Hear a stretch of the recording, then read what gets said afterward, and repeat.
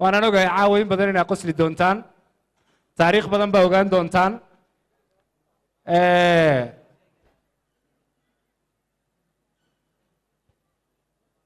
qodobka saddexaad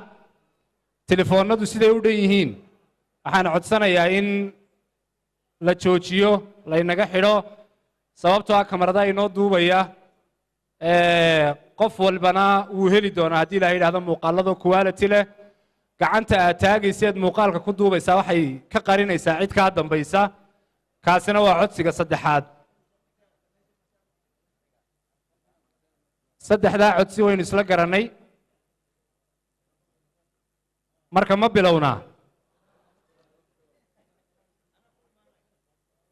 weli telefoonadii qaar baa shaqaynaya waan bilaabayaa baaraka allahu fiikum bismi illah alxamdu lilah wathanaau lilah wasalaatu wasalaamu calaa rasuuli illahi wacala aalihi wasaxbihi waman walaahu wabacd waxaynu gelaynaa kulan ka duwan kulamadii hore waxay ahaayeen muxaadarooyin hadal jeedin toos ah laakiin barnaamijka iyo mu'tamarka saddexaad ee hargeysa ka dhacaya waxaa garab socday howlo kale oo kani ka mid yahay in madasha la kala duwo hadal jeedinta mararka qaarkood lagu bedelo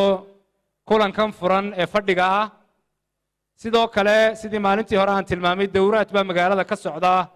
culimadii martida inoo ahayd ee timi ay jeedinayeen casharo toos ah oo masaajidada ka baxay oo arday ay ku xidhan yihiin intaasoo dhan waa mu'tamarka howlaha la socday sannadaha dambena ciidamka ilaahay intaa iyo saddex laabkeed oo ka sii xiiso badan ayaynu isugu iman doonaa insha allahu tacaala marka caawa kulanku waa kulan furan waxaa hortiina fadhiyaa culimadii bulshada soomaalida dal iyo dibadba isaga yimi oo caawa lagala sheekaysan doono taariikh aad u fac weyn oo ah tajribadii dacwaddan ay u soo mareen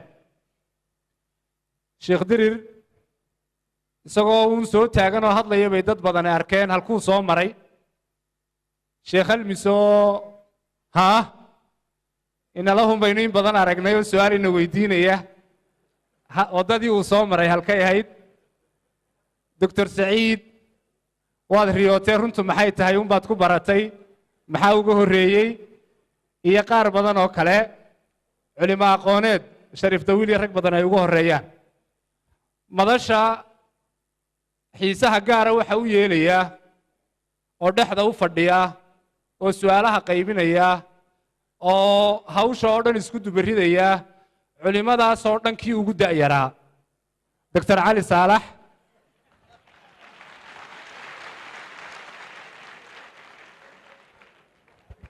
dictoorku waay nin baa waxaa la yidhi wuxuu aad uga heli jiray warya hebelow waad dhuubatay markaad ku tahay hebelow waad dhuubatay wuxuu odhan jiray cashadaadu caawa waa aniga dictoorkii markaan idhi isagaa ugu yaro waxaan isleeyahay fiisahaygii ugu yaraan noorey u diyaarsan yahay tajribadaasaynu geli doonnaa waa ku raaxaysan doonnaa waynu wada dhegaysan doonnaa idamka ilaahay waxaa se aan ka horraysiinayaa saddex daqiiqo ereyo koobana iyo qur-aankii aynu ku furayno waxaan u yeedhi doonaa mid ka mid a dhallinyarada qur'aanka akhrida oo runtii muddo dheer waxa weeyaan hawshaa qur'aanka iyo akhrintiisa ku jiray sheekh cabdirashiidna runtii qur'aanka ku dul akhriyey mar hadduu sheekh cabdirashiid ku dul akhriyey oo iskriinkii shiikha uu soo maray macnaheedu waxa weeye hawshiisu waa dhan tahay soo dhowow xariir maxamed xariir aayaadka qur-aanka kariimkaa buu inoogu bilaabi doonaa aad iyo aad ha u soo dhowaado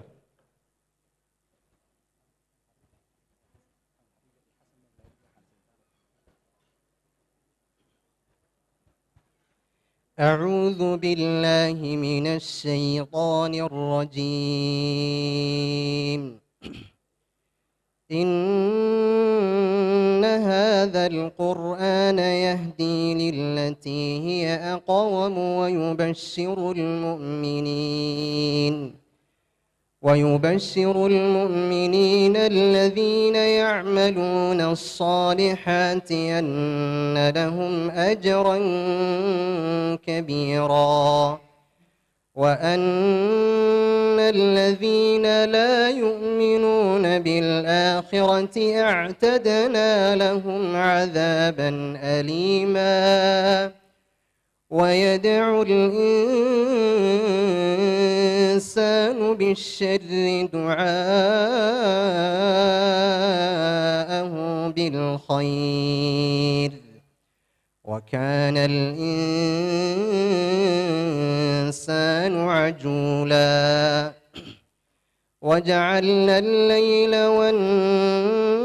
والنهار آيتين فمحونا آية الليل وجعلنا آية النهار مبصرة لتبتغوا فضلا من ربكم ولتعلموا عدد السنين والحساب وكل شيء فصلناه تفصيلا وكل إنسان ألزمناه طائره في عنقه ونخرج له يوم القيامة كتابا يلقاه منشورا اقرأ كتابك كفى بنفسك اليوم عليك حسيبا من اهتدى فإنما يهتدي لنفسه ومن ضل فإنما يضل عليها ولا تزر وازرة وزر أخرى وما كنا معذبين حتى نبعث رسولا وإذا أردنا أن نهلك قرية أمرنا متر فيها ففسقوا فيها فحق عليها القول فدمرناها تدميرا وكم أهلكنا من القرون من بعد نوح وكفى بربك بذنوب عباده خبيرا بصيرا صدق الله العظيم.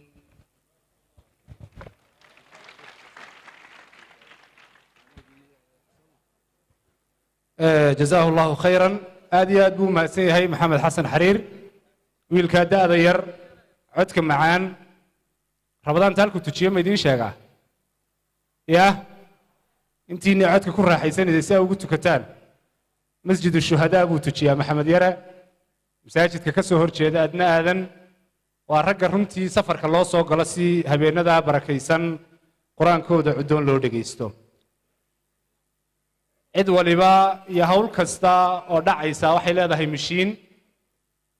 qolyahana daawanaya iyo intiina halkan fadhiya waxa laga yaabaa inaa arkaysaan afarta qof ee hadlaya laakiin hawl ka culus baa intii mu'tamarku socday ayaa runtii waxa weeye socotay barbilow ilaa bardhamaad mas'uuliyadda ugu culus waxa dhabarka u ritay oo hawsha badankeeda isku xidhayay Sheekh Xasan Cabdisalaam isaga ayaan u yeedhay inuu ereygiisa ina yiraahdo falyatafaddal ash-shaykhu mashkuuran ma'juura.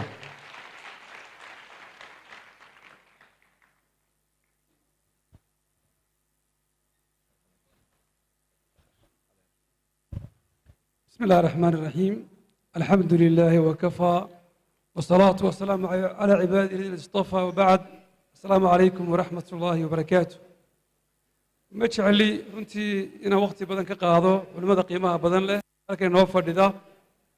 ha yeeshee anigaa jeclaystay runtii inaan erey aaraara ka idhaahdo halkan inta ayna culimmadu naduuday noo bilaabin sababtoo ah inta badan anigu magaaladan dhex joogaa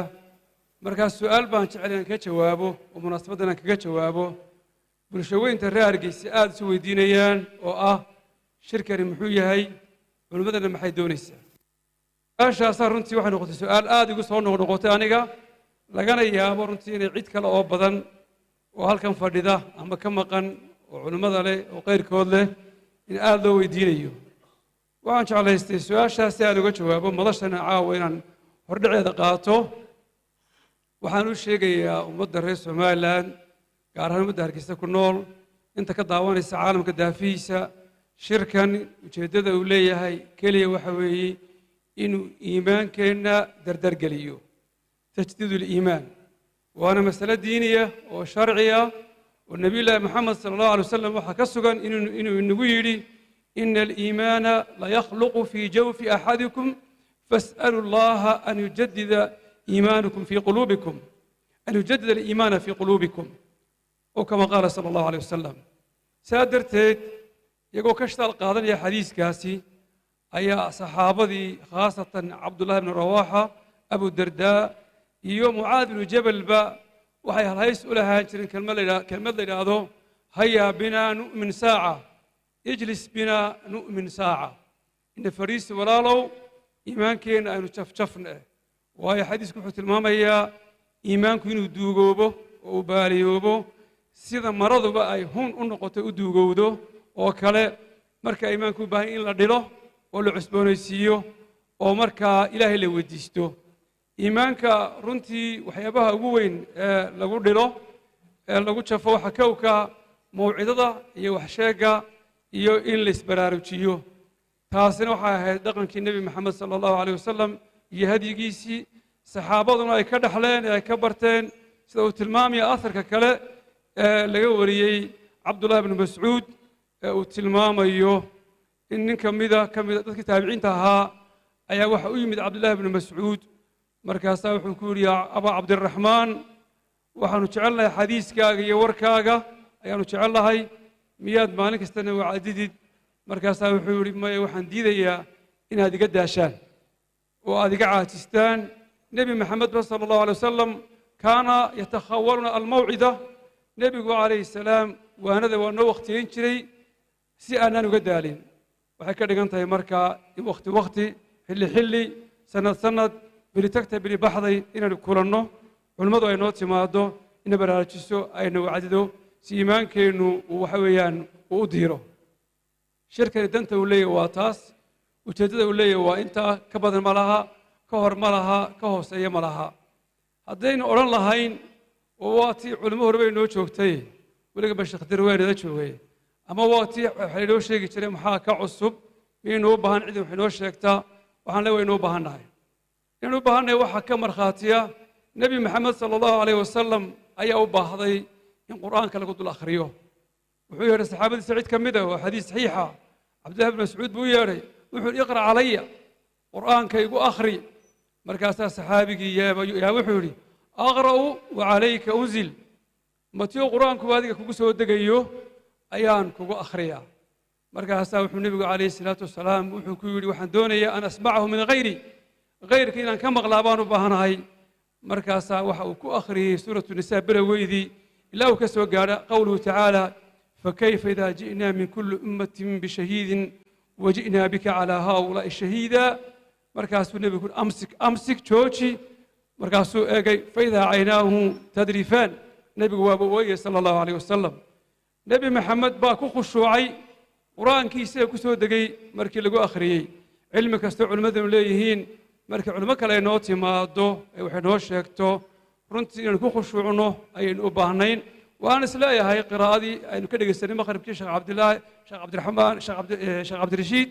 iyo qiraa'adii iminka inankii halkan joogay akhriyayeyba runtii qur'aanka waad moodeen iminka soo degayo ayay runtii ka dhignayd haddii aynu caamo noqonno ama inta caamada ana culimmadu waxay nooga baahnayn duca inooga baahnayn inay noo duceeyaanna way nooga baahnayn xataa nin kasta oo isbidaya ducada culimmada uu u baahan yahay waxaa saxa oo sugan xadiiska tilmaamaya in nabiyullaahi maxamed sala allahu alay wasalam uu la hadlay saxaabadii khaasatan cumar khadaab oo runtii ahaa saxaabiga labaad fadliga uu yihi ya'tiikum wuxuu ku yidhi cumar bin khadaab buu la hadlay wuxuu ku yidhi ya'tiikum min amdaadi alyaman waxaa idinka iman doonaa ciidan weyn ka imanaya yaman nin loo yaqaano uways ibnu caamir min munaadis min qaran qabiilkaasi ah oo ka sii ninkaasoo tilmaamaha leh cumaru haddaad karto ninkaas inuu ilaahay dembi dhaaf ku weydiiyo fafcal samee buu yidhi riwaayadka qaarkoodna caan bay ka dhigeen oo waxay yidhaahdeen ninkaasi haddaad kari kartaan ilaahay idiin baryo sameeya waxaynu ka dan leenahay waa taabici shaki kuma jira inuu saxaabigu ka fadli badan yahay waaba amiirulmu'miniin ibnu khadaab amiirulmu'miniin buu ahaa haddana waxaa la amray inuu duco weydiisto taabici aan nebiga arag oo uways ibnu caamir la yidhaahdo culimmadeenna inuu duco uga baahan nahay runtii waxaan isleeyahay ducadoodana waa maqbuula marka yaan la baciidsanin tallaabadeenna iyo socodkeennuna iyo dhaqankeenna iyo shirkeennana ujeeddadiisu intaasi ka kooban tahay in iimaankeenna aynu cusboonaysiinno oo dardargelinno culimmadu inay wacdiina siiyaan inay noo duceeyaan waana waxa weeyaan arrin diinta saami ku leh oo sanadkeeda dilikada haystaa waxaan ku soo gebagabaynaya waan soo koobayaaye ansaartaad la damcayn wax laga sheego qoladii ansaarta la odhan jiray ee rasuulka u hiiliisayba la damcayn wax laga sheego markaasaa nin weliba ka maagay uu ku dhici waayey nin la odhan jiray alakhtar almaliki ayaa qaatay markaasaa wuxuu yidhi dahabat qurayshu bilmakaarimi waalculaa wallowmu taxta camaa'i alansaari buu yidhi beydkaasi gaba dheer buu tiri beydkaasaa ka mid ahaa wuxuu yidhi sharaftii quraysh baa qaadatay ansaarta cumaamadahoodana waxaa ka hooseeya buu yidhi naxli baa ka hooseeya markaasaa nucmaan ibnu bashiir baa wuxuu tegey mucaawiya ibnu abi sufyaan markaa amiir almu'miniin intuu iska qaaday cumamadii wuxuu ku yidhi yaa amiir almu'miniin ataraa fiiha lawma naxli halkaa miyaad ku aragtaa markaasa wuxuu bal araa fiiha karaman wa khayra waxaan ku arkayaa buuri sharaf iyo maamuus culimmadeennu ma hagoogna midyo hoosta kuma sitaan qosol qayaxan oo beena ma xambaarsana ducay sidaan khayr bay sidaan barakay sidaan waxaanu ognahay in wax culamadaha ka hooseeyaan sharaf iyo maamuus iyo karaamo tahay ilaahay nagu anfaco ilaahayna subxana wataala khayrkooda hayna siiyo dembigana allaha dhaafo wasala allahu wasalama wabaaraka calaa nabiyina muxammadin wacala aalihi wasaxbi wasalam aad iyo aad buu u mahadsan yahay injineer sheekh xasan cabdisalaan waxaan filayaa su-aalo badan oo maalmahan dadku social mediaha ay ku wadaagayeen inuu intoodii badnayd ka jawaabay inta kalena waa laga jawaabayaa qodobkaasna qodob dheh mid ka mid a odayaasha magaalada ayaan isagana 3 daqiiqo kooban siin doonaa axmed shiil ayaa si wada jiraya la soo dhoweyn doontaan soo dhowow xaaji axmed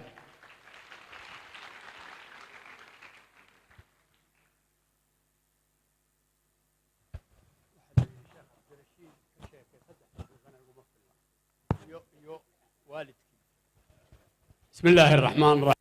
الحمد لله والثناء لله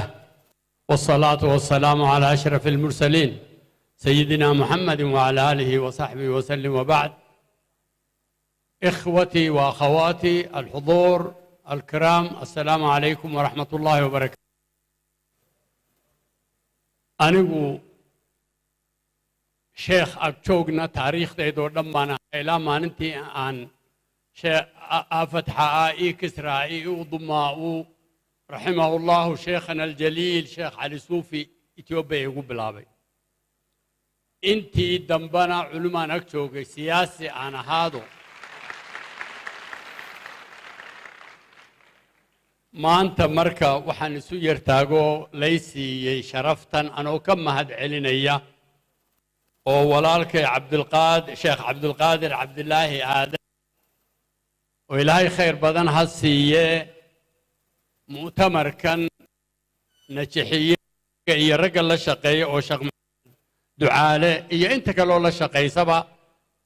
ammaan iyo abaal aan ugu hayno oo ay diintii nuuriyeen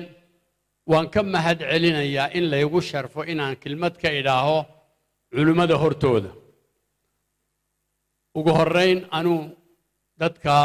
amxaaradu gumaysan jirtaan ahay ku dhashay sidaan idiin sheegay sheekhana aljaliil raximahullah sheekh cali suufi ayaa annaka noo bilaabay aniga ismaaciil cumar geelle madaxweynaha jabuuti afatxa iyo kisraayi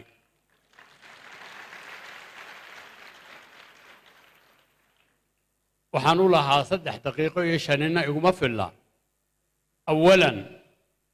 markaan sheekh cabdilqaadir iyo mahadnaqo wanaaggan ay sameeyeen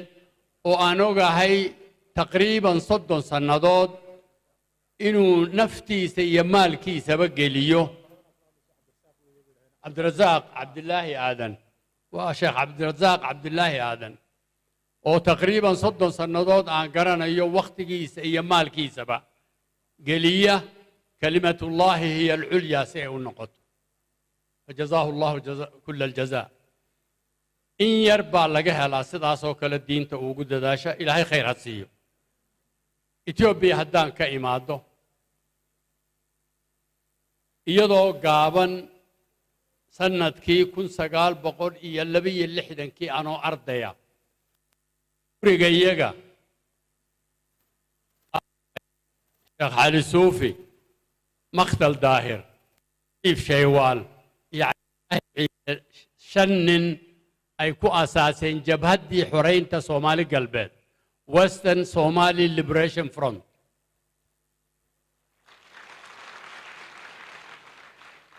طاقوت صوماليا ميل والبوا جوغاي بساسين با حيل سلاسي امحاردو شيكتي شيخ علي صوفي iyo مختل daahir labadaba Allah u naxariistay way soo baxsadeen hargeysa yimaadeen jihaadkii bilaabeen sheekhu isagoo safetyisi wata oo jihaad fi sabiilillah leh aabahay مختل daahir adeerkay cabdilaahi ciise ilaahay ha wada naxariistay dawladdii ayla silaasa ayaa qabatay aabahayna irbad suma lagu dilo arsabuu ku aasan gullalle khaliif shaywaal iyo cabdilaahi ciisana meel alambaqayn la yidhaaho soomaalidiinu waxaa tirahay alambaqayn caalam waa idaayi weeye oo dabrazeed la yidhaaho ayaa lagu xidhay ilaahayna wuu ka soo furfuray adeerkay khaliif shaywaalna xamar raggii buddiga ku aasan ka mid ahaa intaa haddaan ka soo gudbo sheekh cali suufi taariikhdiisu cid ka sheekayn karta way yar tahay dalkan markuu yimi tahajjud waxa la yidhaaho sheekhii koobaad ee bilaabay buu ahaa ilaahay ha ka jazaaysiiyo inankiisa walaalkay iga yar sheekh cabdirashiid sheekh cali suufi oo wax yaroo caawa generaalka iyo ay ugu dareen isagu intuu u sheegay in aan sheegi doono wuxuu ahaa sheekhii azharka markuu ka soo noqday tahajjudka bilaabay fi Soomaal taariikhdooda haddaan ka baxo sheekh cabdirashiid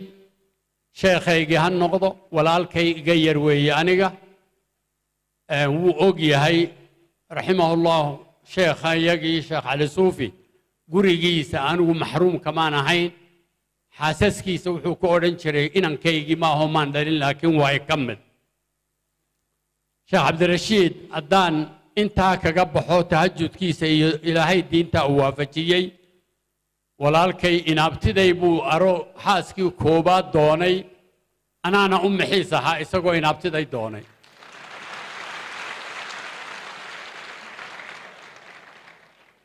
habeenkii oday sheekho calaamo sheekh xasan la odhan jiray maxamed doonkeer oo sheekhii diintii awqaafta ahaa bariga ayuu ka guursaday soomaalide waa taqaaniinoo reer qurac reer qusax baa la yahay xaggaabay boqolaal fadhiisteen markaasaa la yidhaha xaggan u soo leexo adigu xaggan u soo leexo anna sheekh cabdirashiid iyo seedigay cabdiqaadir xaaji masale ayaan la socdaa mixiiskiisaan ahay warkoo kooban aan soo dhammeeye arooskiisaas koobaadna mixiiskiisaan ahaa ilaahay khayr ha siiyo sheekha shuyuukh walaalkay sheekh cabdirashiid sheekh cali suufi waan ku faanaa sharaf bay ii tahay mu'tamarkan inuu najaxo oo sheekh cabdulqaadir cabdirasaaq cabdilaahi aadan iyo ragga la socda inay ansixiyaan raggii halkan kala shaqeeyey oo inankan adeerku ahay sheekh mustafa xaaji ismaaciil haaruun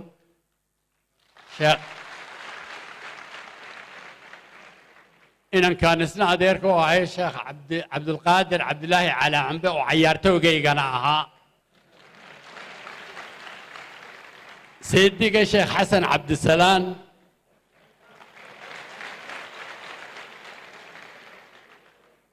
anuu inankan yar seediga odhan maayey sheekh saciid maxamed faarax jir oo aan adeero ahay ayaa la shaqeeyey ilaahay giddigood khayr ha ka siiyo wasalaamu calaykum waraxmat ullaahi wabarakaatu وعليكم السلام ورحمة الله وبركاته waxaan islahaa markuu xaaji shiil meesha ka dhaqaaqatay talaatiisoo tiraahdid sheekha malxiiskiisii laakiin xagga dambe uu ka waalo intii meesha fadhiday waxba isu wada noqdeen miduu adeeru yahay iyo miduu seedi u yahay laakiin waxaan isleeyahay xaaji axmedow taariikhda ninba waxbuu ku xasuustaa ninka malxiis u noqoto aan filayaa aad iyo aad baad u mahadsan tahay ereygii ugu dambeeyey intaynaan barnaamijka bilaabin sideedaba waxaa jira brotokollaa la maraa iminka malaagaraadkii maan arkayna caawa garaadka iyo salaadiinta iyo marka la salaamayo waata dee lagu salaamo cumaamadda marka maanta o dhan waxaan raadinaya generaalada marka loo yeedhayo brotokoolka la maro marka generaalkii baan rabaa inaanu yeedho generaal cabdirasaaq inkastoo uu yimi halkaasaan kaga imiyey xidigihii oo dhan marka waxaan isleeyahay isaguna ereygiisa ayuu ina odhan doonaa soo dhowow xaaji cabdirasaaq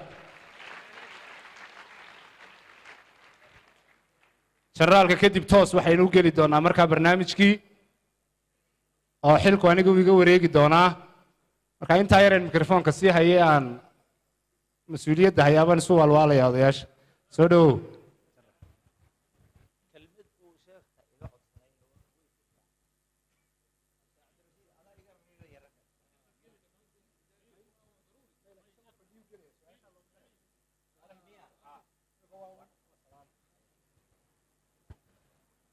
الحمد لله رب العالمين والعاقبة للمتقين ولا عدوان إلا على الظالمين وصل اللهم وسلم على نبينا محمد وعلى آله وصحبه أجمعين أما بعد يقول الله تبارك وتعالى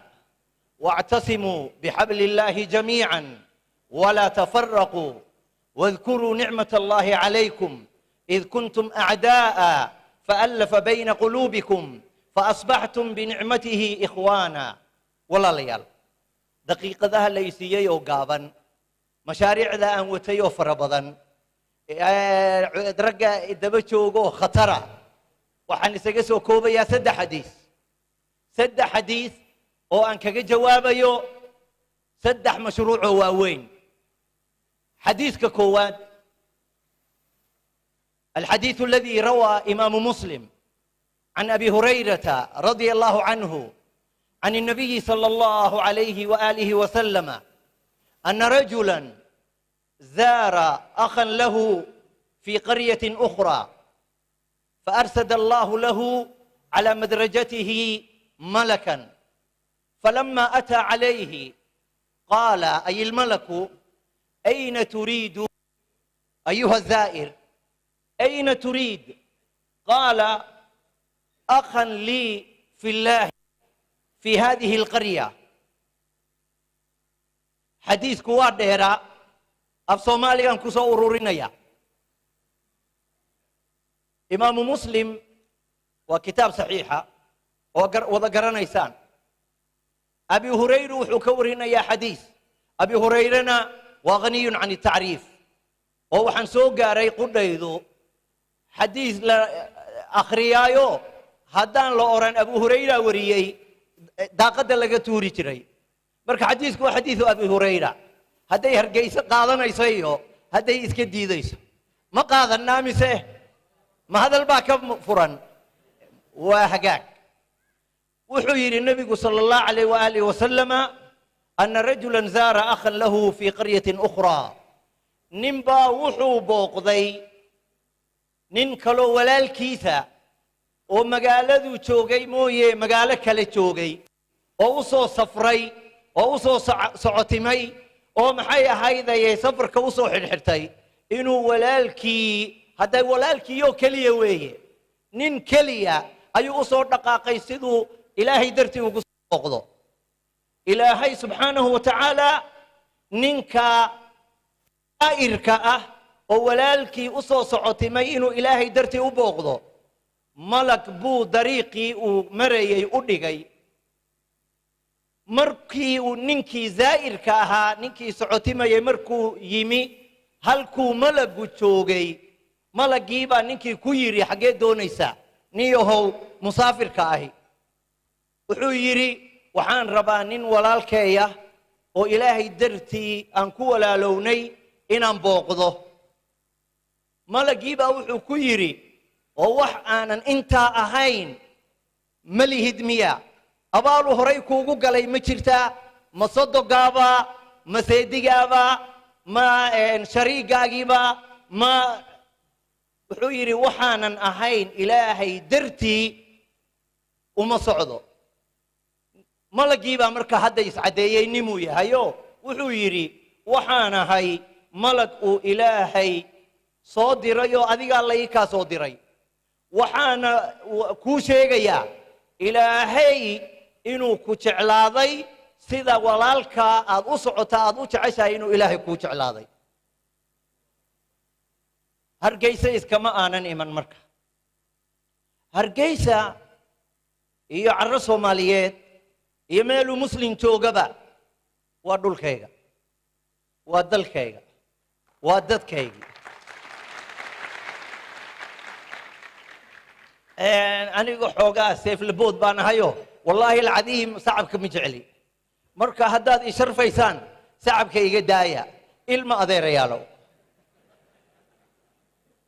maxaa yeelay aayado raallina ahaada raalli igana ahaada nin iska seeflabood haddaan ciladayda sheegay miyaa igu nacaysaan ahay maxaa sheekhana waan kala hadlay sheekh cabdirashiido wadaadkii yaraa markuu qur'aanka akhriyay qur'aanulcadiim baa sacab yar maxay ahaydaya waxay ahayd almiino takbiir allahu akbar marka iga raalli ahaada intaa yarna dee generaal baan u ahay waxaygii la soo noqday tamaam maxaa yeelay mimbarkaa laga soo celiyay anigu ma soo celin tamaam hargeysa waa ummad waa magaalo muslin walaalada jooga rag iyo dumara saqiir iyo kabiir macallin iyo sheekh maxay ahayday shariif iyo mu'adin intuba waa umma muslima boqolkiiba boqol waa muslimiin weeye waa ummatulmasaajid oo waa tamar dhoweed laga sheekaynayay oo sheekh mustafa uu yidhi masaajid wax looga dhisa hargeysa xaafadaha qaarkood ma jirto maxaa yeelay masaajid baan galay oo aniga imaamka isugu nimi marka ummadda caynkaasa oo ilaahay sidaa u weynaysay in la soo booqdaa oo milyanka iyo dheeraad sida uu maxay ahayday mustafa sheegay maxaa lagu helayaa talow haddii hal nin lagu helay ilaahay jaceylkiisa hal nin oo keliya booqashadiisa haddii lagu helay ilaahay jaceylkiisa milyan muslina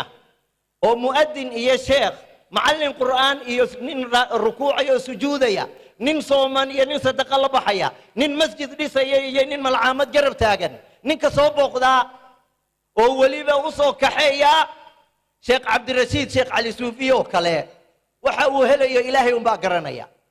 waxa uu doonayana ilaahay unbaa garanaya tamaam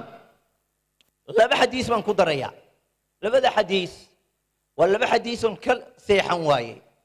maxay kala yihiin wuxuu yidhi nebi maxamed sala allahu alay wasalam wadidtu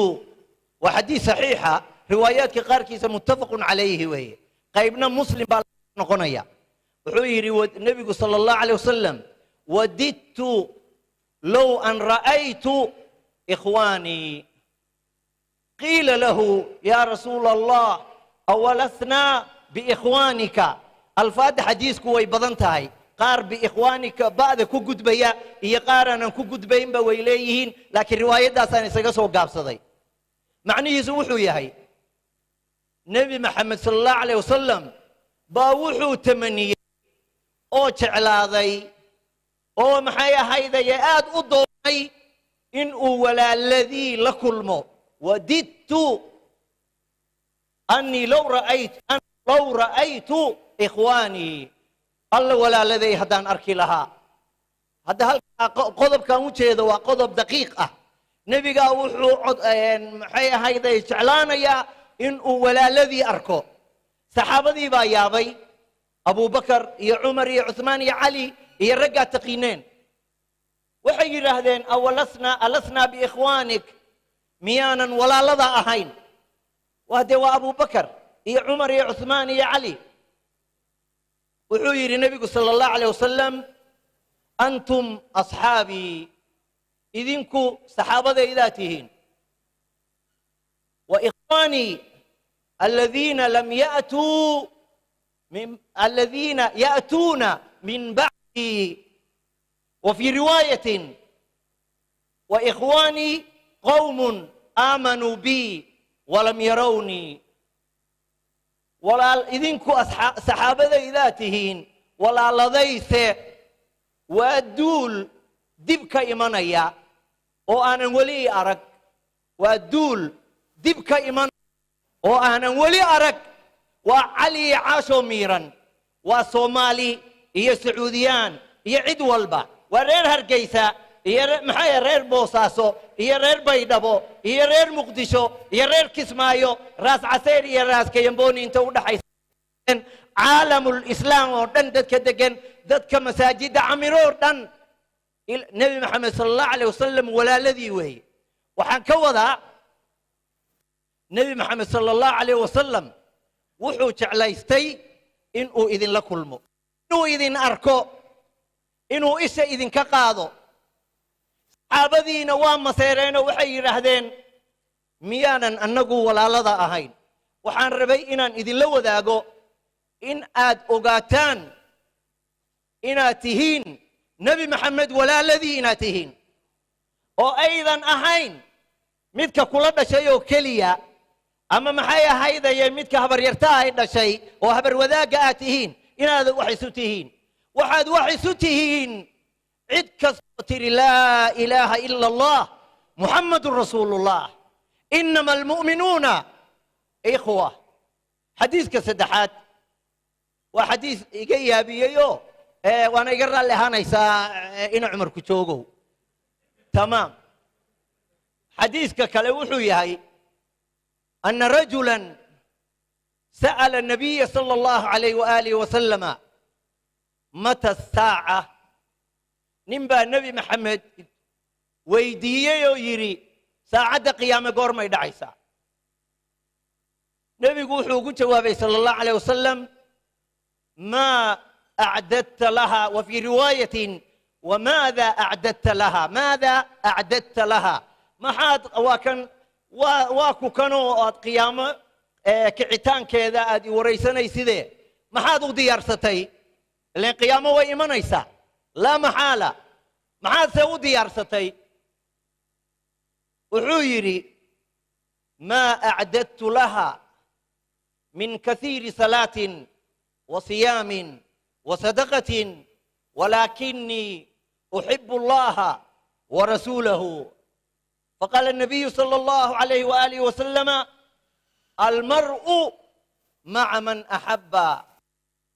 إسكي كواد وادو قيدين والنبي قوحو جعل يستي إنه لكل ما ولا الذي يا لكل ما النبي مركز صلى الله عليه وسلم نبي وحال لكل ما يا قفك ولا الكيس هايو وديار قروبي إنه نبي محمد لكل ما قف كستيس كلام كل ما يو markii lagu yiri ninkani maxaad u diyaarsatay saacada qiyaame wuxuu yiri salaad badan iyo sadaqo badan iyo soom badan ma diyaarsan laakiin waan tukaday waana salaaday waana sadaqaystay laakiin ma badna laakiin waxaan ku kabayaa cibaadadayda yar ilaahay iyo rasuulkiisaan jeclahay markaasuu nebigu sala allahu calayh wasalam wuxuu ku yidhi ruux walba ruuxuu jeclaadaa buu la kulmayaayo waad ila kulmaysaa almar'u maca man axabba ninkii nebi maxamed jecel sala allahu calayh wasalam kitaabka ilaahay buu jeclaanayaa ninkii nebi maxamed jecel dariiqii nebiguu raacayaa ninkii nebi maxamed doonaya qabri iyo qiyaamuu u diyaar garoobaya ninkii nebi maxamed sala allahu calayhi waaalihi wasalama rabo inuu la kulmo waa in uu ilaahay hortii maxay ahayday wax geysto kelmaddayda intaasaan isaga soo gaabinayaa wax badan baa igu jiray iina dulqaata dee 3 maalmoodoo la hadlaya anigu kelmadna ma soo jeesan ragga meesha marayaana dee afartayda waa tuuran karaa جزاه الله خيرا هذه أدبو ما تسيهي حاج عبد الرزاق دكتور علي صالح با يقول لها كقبو dabeedna 3 arrimood baa igu soo dhacay oo uga qaban kari waayo de mar waa general ninka isku doonta generalna waa garanaysaa qiyaamihiisa ka cayay soo ma way waa marka labaad ee waa darwiish reer taleexa oo sayidkii ka soo jeeda waxaan isiri halkaana bad kale aad geli doontaa marka saddexaadna takhasuskayga iyo xadiis ahaabuu runtii markuu axaadiista akhriyay qolyahaygaas waxaan ugu jecelnay wa fii riwaayatin haddii mar la yidhaahdo waan iskaga raaxaysanaa markaa waa ku raaxaysanaya runtii inuu xadiidii nebiga calayhi salaatu wasalaam uu ka sheekaynayo wa fii riwaayatinna qisay leedahay mid culimmada ka mid oo halkan fadhiya uu mar ka sheekeeyey oo aad u cajiib ah soomaalidu berigii hore riwaayadii la dhigi jiray bay daawan jireen markaa mid culimmadeenna ka mid ah wuxuu booqday jabuuti dabeetana reer jabuutina wakhti aad u horraysa weeye anigu kolley maan dhalan aabbaha iyo hooyadayba berigaa ismay qabin dabeedna markii uu jabuuti tegey baa culimmadii mid ka mid ah ka codsaday inuu muxaadaro galo meeshana dee faransiis baa gumaystay oo dadku waa iska faransiis yaryar markaa ghaswatu beder baan habeenkii ka warramay buu yidhi sheekhu markaa marba waxaan idhahdaa wa fii riwaayatin riwaayad kalena waxa ku jirtay wa fii riwaayatin reer jabuutina markaa hobolladii waa beriye waxbaa u iman jira hor jabuuti baa riwaayada lagu dhigi jira mid dadkii ka mid ah markaa gacanta taago sidii reer jabuuti uu yidhi hey warayaakha saxaabadiina riwaayadaa may mateli jireen markaa waxaan uga socdaa wa fii riwaayatin qolyaha iyaga ahlu xadiidka aad baan uga helaa raalli ahaada wakhtigii hore dhaca aan ugu tala gallay in yar bay nala dhaaftay laakiin waxaan rajaynayaa runtii madasha qaybteedan dambe inaynu aad ugu raaxaysan doono aan si wada jira markaa aniga iyo idinkuba aynu xilka ugu wareejinno daadihiyaha madashan dictoorkii aynu hore isula garannay inuu ugu da'yar yahay meesha soo ma دكتور علي صالح فليتفضل مشكورا ماجورا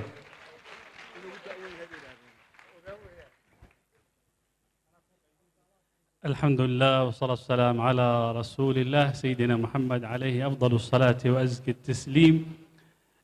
حمزة مرنا قرادا أطلي مرنا وان كلا لابتي وميدو مركو رجل يقدعي علومه إلهي سبحانه وتعالى بركايه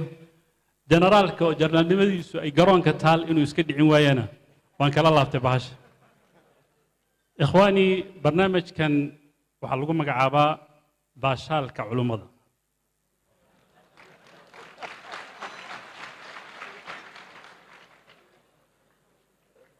waxaan ugu talagalnay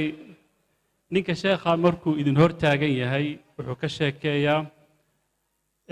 siirata النبي صلى الله عليه وسلم أحاديثي قرآنكي تطبيقيisa إلهي سبحانه وتعالى ha barakeeye raggana ad arkaysaan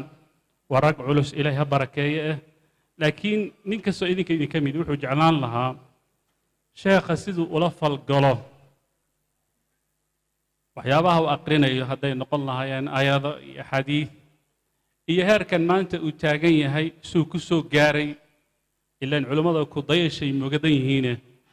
taa nin walba waa idinka maxamediyo markaa waa idinka dhex guuxaysaa haddaba iyadoo sheeke ay tahay haddana waxaan rabnaa wixii meesha laga lahaa oo tadbiiqi inaad aragtaan culammadana dabcan waxay qaar asxaabtayda ka mid ah su'aalaha inay ogaadaan way isku dayeen laakiin qishka waan diiday alqish xaraam su'aaluhuna su'aalo adag ma aha way iska sahlayeen biidni illaahi subxaana wa tacaala inkastoo raggii igu adkeeyey markii xamse uu taytalkii hadda i siiyey markiiba motion baa ka yimid oo xisbi mucaarad oo sheekh cabdirashiid hogaaminaya soo baxay sheekh dirirna uu sekreteer ka yahay jazaak allah khayr marka raggaas waa lagu adkeyn doonaa biidni illahi subxaana wa tacaala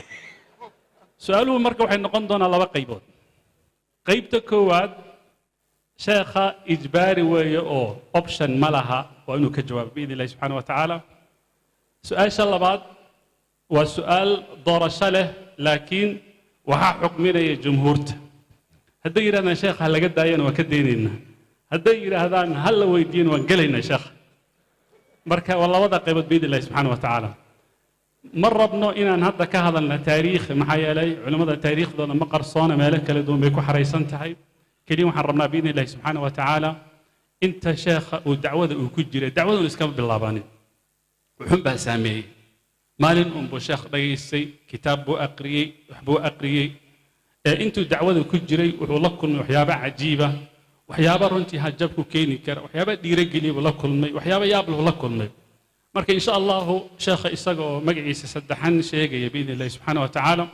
waxaan rabaa su-aasha ugu horreysa horta inaan ku hormaro haddaanan meel iska saarin xisbiga waa igu sii adkaanayaa ninka aan isayna doctor saciid baan horta meel saaraya biidni illahi subxaana wa tacaala su-aasha koowaad waxay tahay fadiilat macaali doctor kow dabcan masiiraka dacwiya markii kugu horreysay waxaa ku saameeyey inaad dacwadan aad ka dhigatid mustaqbali aayatiin kutubtii aad aqrisay culimmadii aad la fadhiisatay dadkii raadka kugu lahaa saamaynta kugu lahaa su'aaluhu markaad mid ka baxdeen mid kale usoo gudbaya kusoo dhawo macaali doctor xayaaka allah بسم الله الحمد لله والصلاة والسلام على رسول الله وانا 10 دقيقة ان كان يعني هالمامن قف بابا يعني ان شاء الله وهدي ددك اوغلادان هدي يراهدان هلا يرين ويريننا بسم الله الحمد لله والصلاة والسلام على رسول الله السلام عليكم ورحمة الله وبركاته dadku way soo wadeegayaan maxay ka soo eegayaan tala su-aasha hadduu aniga doctor cali ugu biloobay taasi waxay caddaynaysaa boqolkiiba boqol inaan ka daayarayo doctorka marka arrinta aad baan ugu faraxsanay waana soo dhawaynayaa magacayga horta waa saciid maxamed faarax jire marba haddii doctor cali dee sida isu yaraynayo niyar iska dhigayo anigu hargeysaan ku dhashay 2010kii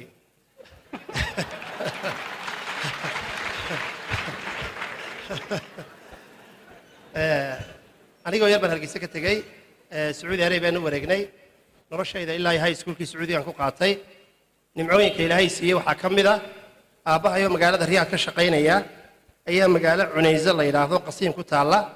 ayaa loo wareejiyey magaalada markii loo wareejiyey baa masaajid aan nasiibkaygu haddana wuxuu siiyey masaajid aan naga fogeyn oo downtownka magaalada cunayso ah inuu noqdo masaajidkii sheekh maxamed saalax alcuthaymiin ilaahay subxana wa tacala jannadaa ka waraabiya anigoo 14 jira 13 jira ayaa yani xiisay inaan guriga ka baxoon dee meelaha meeraysto ayaa masaajidkii sheekhay gelisay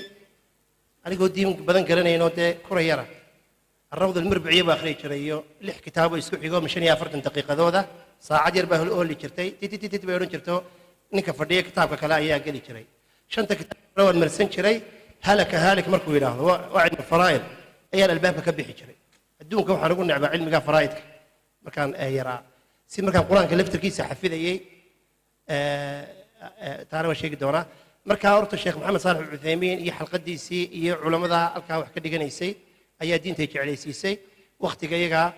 dad khutaba ah oo sheekh axmed alqataani iyo maxamed alcawadi iyo sheekh cabdixamiid kishki isagoo qaybo ka mida iyo raggaasaan runtii inta hore aan dhegaystay aan wax ka dhegeysan jiray oo diinta jeclaysiiyey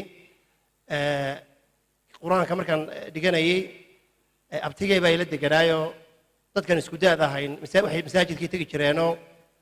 waxay tegi jireen kubad bay ciyaari jireen aniga abtigay wuxuu allah u naxariistay inaga hooseeyaay wuxuu u qasbi jireen masaajidka fadhiisto oo qasab quraanka ku barto taasina way caawisay abtigay markuu masaajidka igu xareyn jiro iyaag fadhiisan jiray aad baan u nabcay waan karahaysan jiray oo ilmo yaroo dee kubadda agtiisa lagu ciyaaraya ma jeclaysanayo inuu xalqadda tago imikana allahu naxariista markaan qur-aankii bartay aan xifdiyey aan fahmay aad baan ugu duceeyaa aabbaha iyo hooyadii intaanan u ducaynin ka badan ayaan abtigayga allahu naxariista aan u duceeyaa taasi waa jawaabtii su-aashii ugu horreysay waan ka jawaabay su-aasha بارك الله فيك waxaan kaloo ku weydiin lahaa waxaad is leedahay inta aad dacwadan aad ku jirtay waxaad is leedahay way ku dhaafeen inaad taxqiijisay ahayd waxaad kusoo maray macnaha fi masiiratika dacwiya waxaad is leedahay haddii aad samayn lahayd oo wanaagsanaan lahayd miyaa jira ee kusoo maray iyo waxaad ka fakerayso mashruuc dacwiya inaad ummadda kusoo biirisid waxaan u malaynayaa microfonka noo hagaajiye isma maqalna annaga baaraka allah fiik nagu soo wareejiyo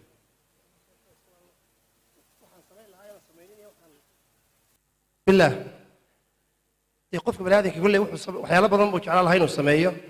anigu waxaan jeclaan lahaa inaan af sawaaxiliga iyo faransiiska barto oon dadka dacwadda labada afood ugu gudbiyo taasina may dhicin oo maanta generaalka baan isfahmi lahayn haddaan khabarigaani dhaafi lahaa marka in luqaad fara badan aan bartoon dacwadda ku wadi lahaa way ficnaan lahayd يعني تاسو ما أقوم يمسرون تي وحنا سنة هذا واد مسكريسي حقيقة الدعوة ولا قوة جرايد كتبت أنا ولا مرصدة أنت سنتارك في جوابية طيب شيخ دكتور سعيد waxaad caan ku tahay inaad riyada fasirtid riyada ay kugu yaabka badnayd ee ku soo marto fasirta noo sheeg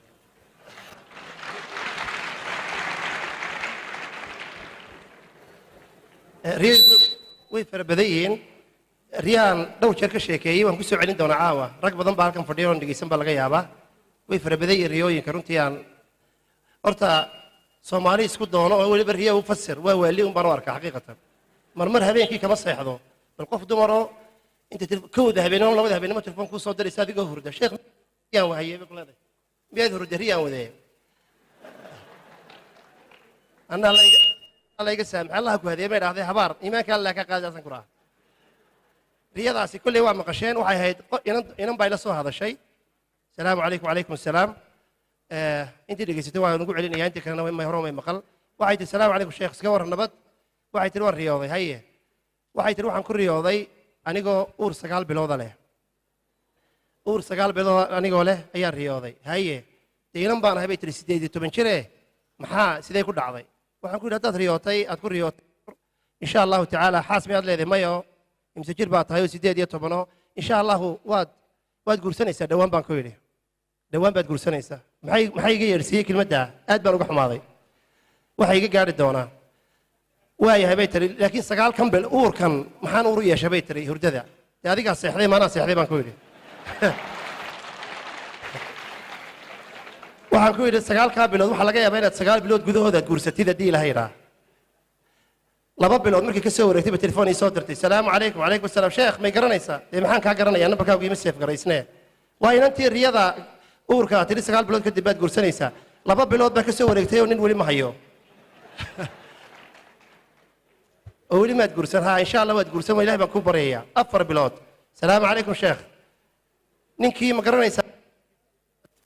ninkii aad tiri waad guursanaysaa haa waan xasuustay adeer dee ninkii wallay ka tahay ilaa imika ma hayo adeer maanad 18 jir ahayn haa iimaanka allah kaa qaaday maxaad ku degdegaysaa ayaan ku yidhi magaceeda waxaan ku seefgareeyey ilaahay iga saamaxee tii waa laydee riyada midhan ahayd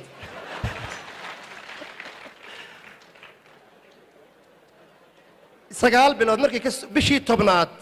ayay telefoon ii soo dirtay salaamu calaykum markiiba dee waan garanaya anigii baaba xiisoonayo nambarkii markiiba waan daf baan idhi haa ciblaaye iska warran nabad sheekh waan guursaday ninkii odaygina waa kan uu ag fadhiya waan ku barayaa oo miyaad oo 10 oodii wareeriyey wadaadadu hilibka way jecel yihiin londonna waa idila degantay maxaad ii soo casum weyday meherkaagii baan ku yidhi marka runtii taasaa ugu yaabka badnayd wallaahi malaa 7 jeer way soo toosisay habeen 3 habeen bay ii toosisay moogta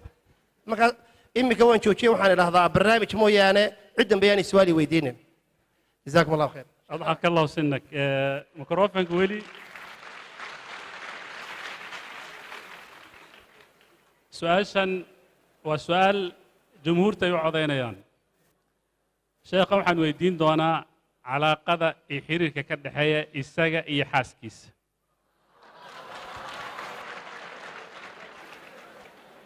ما وقشهين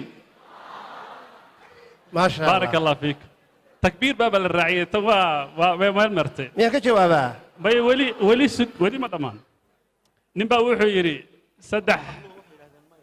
saddex guur baan soo maray buu yidhi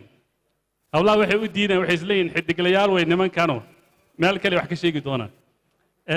wuxuu yidhi saddex guur baan soo maray buu yidhi midna waan isqabnay buu yidhi midna way iqabtay buu yidhi midna anaa qabay buu yidhi sharax baa layidhi wuxuu yidhi midna wuxuu yidhi iyada ay qabtay markaan guriga soo gala awaamir iyo fariisa kankeen iyo bax iyo wuxuu yidhi mana madax hoos u dhigan soo geli jirin midna waan isqabnay buu yidhi oo maantana adigaa raashinka karinaya anaa dharka dhaqaya adaa kan samaynaya 50-50 bay ahayd buu yidhi midda kalena wuxuu yidhi anaa qabay oo guriga markaan soo galo oday baan ka ahaa waxaan amarkaan bixiyaa soconayay wixii la ii sheego waxaan sheegay unbaa soconayay doctor saciid halkee ciraaban tahay ها وراي بسم الله horta cilaaqadayda aniga xaaskayga alxamdulilah rabbil caalamiin wanaagsan tahay sanad iyo bar bay igu qaadatay inaan isguursanno oo dib lay dhigayayo marna lahaa arrintaa waxba kama jiraan marka horta si aan xaaskayga u guursado kaadideedaan u soo cabbay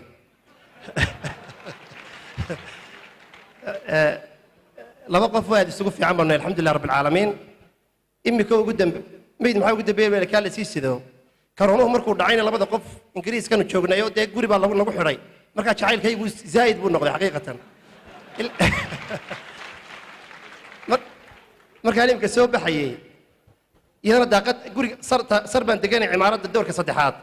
daaqadayga eegaysa anna hoosaan joogo sidii aflaantii hindidanu saa isu macsalaameynayna ogda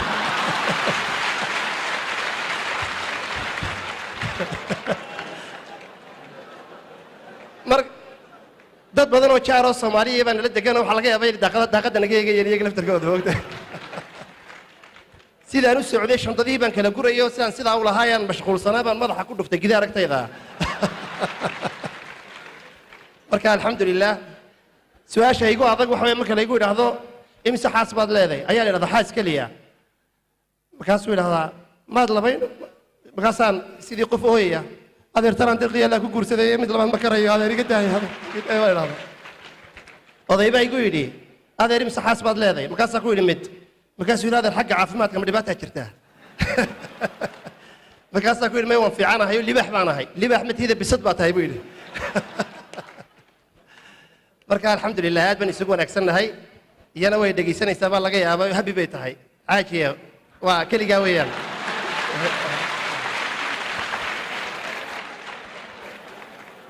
دكتور علي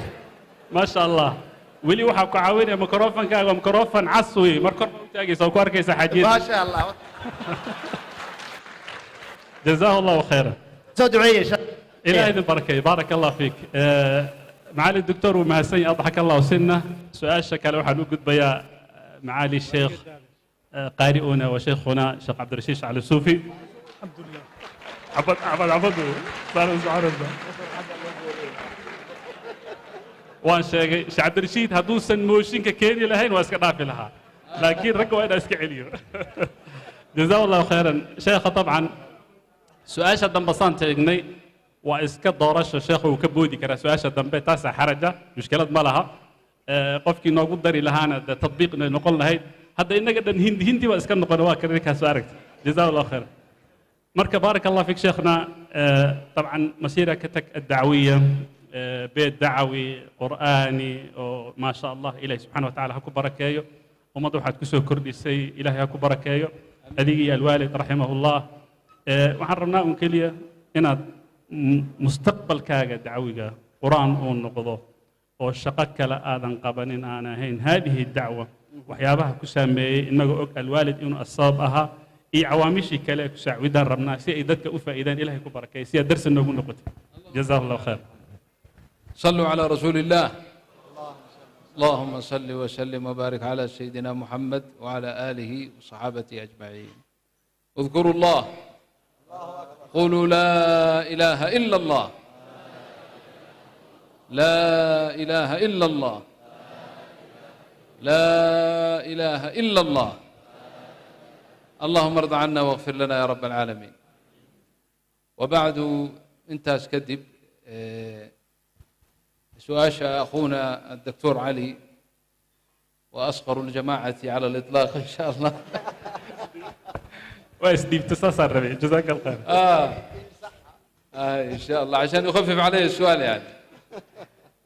مركا وحوي الحمد لله ثم الحمد لله. دي سيدة دسع طامبا وهان كسو برباري بفضل الله ورحمته. الوالد تحت يد الوالد عنتي سام كسو برباري يران تيدي إن آد يرى بريجي وحلقة يقول صوت دري وحنكون قرنا إياه شاجد كيني حمر مسجد كما عيشوا حل لها وشيخ وبحيي مسجد القرآن الكريم لكن لو ما يقانوا والدي ضد كبا مسجد شيخ علي سوفي وبحيي سو حرجنا مسجد كوا مسجد القرآن مسجد كامركي لا دشي وحن فيليا إني مركا هاي الشيخ أحمد وصو سقاشني لحيو لحدني سقاني لحدن كمالها سعيد بانو ملاينا سيدي لحدن كي لا سقاني لحدن مالها سعيد مركي مساجد كولا باللابي أظن نشاط كيسي يدرستي وباللابي وحن كل حصوصتا إن آدو يرى صلاة مركا اللي تكنيو هريبو فريسين جري يعني صف كل وجرو أيان هري ذا فريسين جري تاسي وحي دليل تهي إن أنا تقريبا دي مركا ما قرنيو يعني يران وحن كقبيين وصف كوري إن صلاة أنا كقيب قليني هري فريسي وحن كقرتيون إن آدو يرى توا حصوصتا يدو ساسي هذا أنا حلقة دي أيام كجري أنا القرآن كبك عنكرين أي حلقة دي جزء الآخري جري بعد المغرب فجر كذبنا هل جزء الآخري جري بشي لبقور بقرآن كسا كل ما جري جزء كاسيا لغو تصحيح جري تجويد كأيو تعليم تكليو واحد يجي أنت بقى لحسوا عجرين مركا الكاسان هرتا كسو برباري بفضل الله تعالى هذين أنا يرني موسكسو مري يو عيار يو وان مرمر وان كهن جرني وحلونا جري وام حدرسي أنا فسح بلهين ونجمع لهين ون حتى عيد لهين يوم العيد حتى فسح مله هبيك عيد سوق ليش والله فديا حنورن جري درسي أنا بدك اللي برجع أنا سفر مجري عد سفر سنة مله سفرنا لما بأقوني يا والد كل ما بسفر جريبة مركو جوك سوي وان شيئانو ملينا هذا كهر صلاة الصبح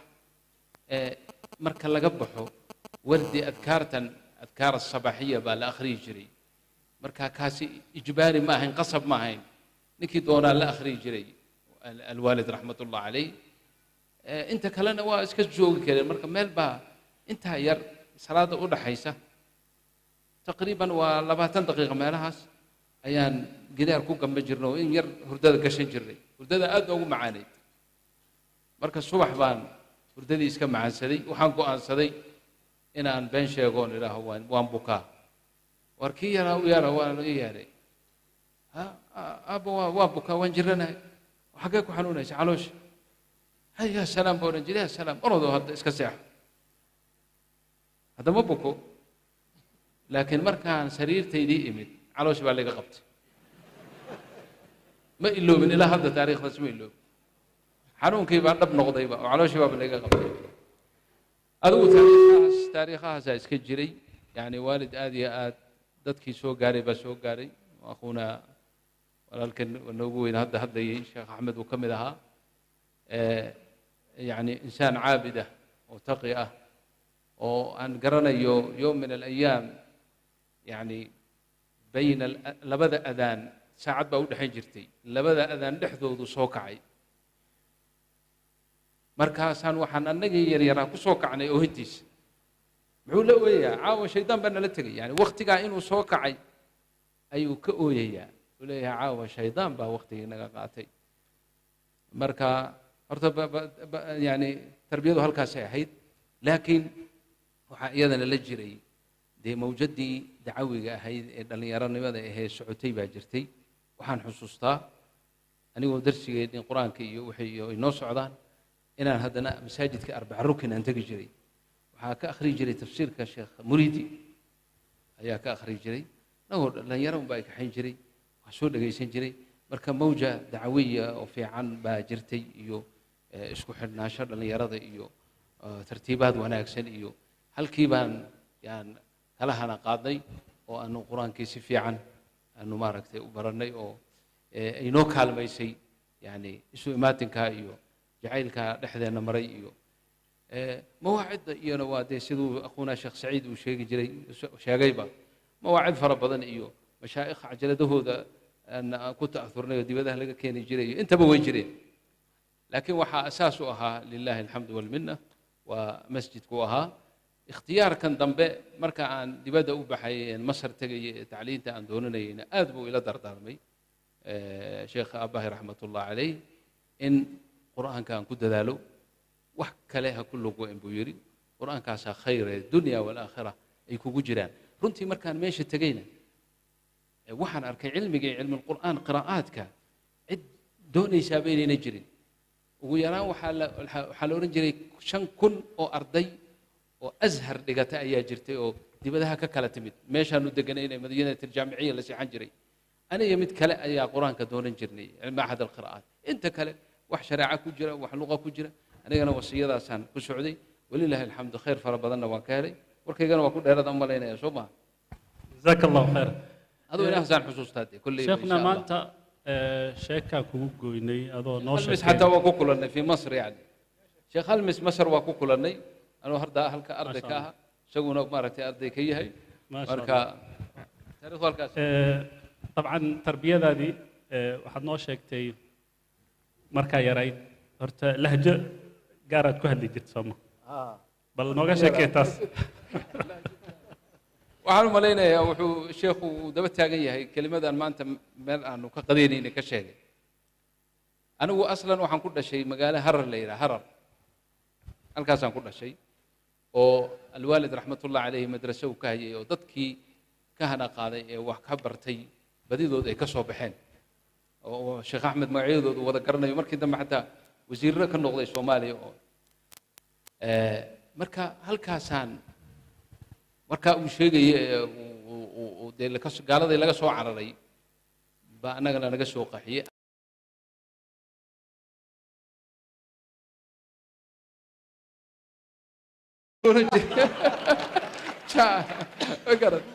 meelaha kale kuwo kale markay ka yimaadaan dina siraa dhal mustaqim warkani meelaha iyo marka iyuu ka yimid waxaa soo oran jiray marka masjidkaas sidaas international ahaa oo luqadii markaa luqa iska waxaan dhexdhexaad baa intii badnayd hadda maxaad iga dareyntiin markaan hadlayo soo iska dhexdhexaad ma ihi laa sharqiyatan walaa qarbiya soo ma ihi waa intaa weeye baaraka allahu fiik jazaaka allahu khayr sheekhna arrintaa xaja galo intaad dacwada ku jirtay weli dacwada ku jirnaa dacwada weli ku dhex dacwada intaad ku jirtay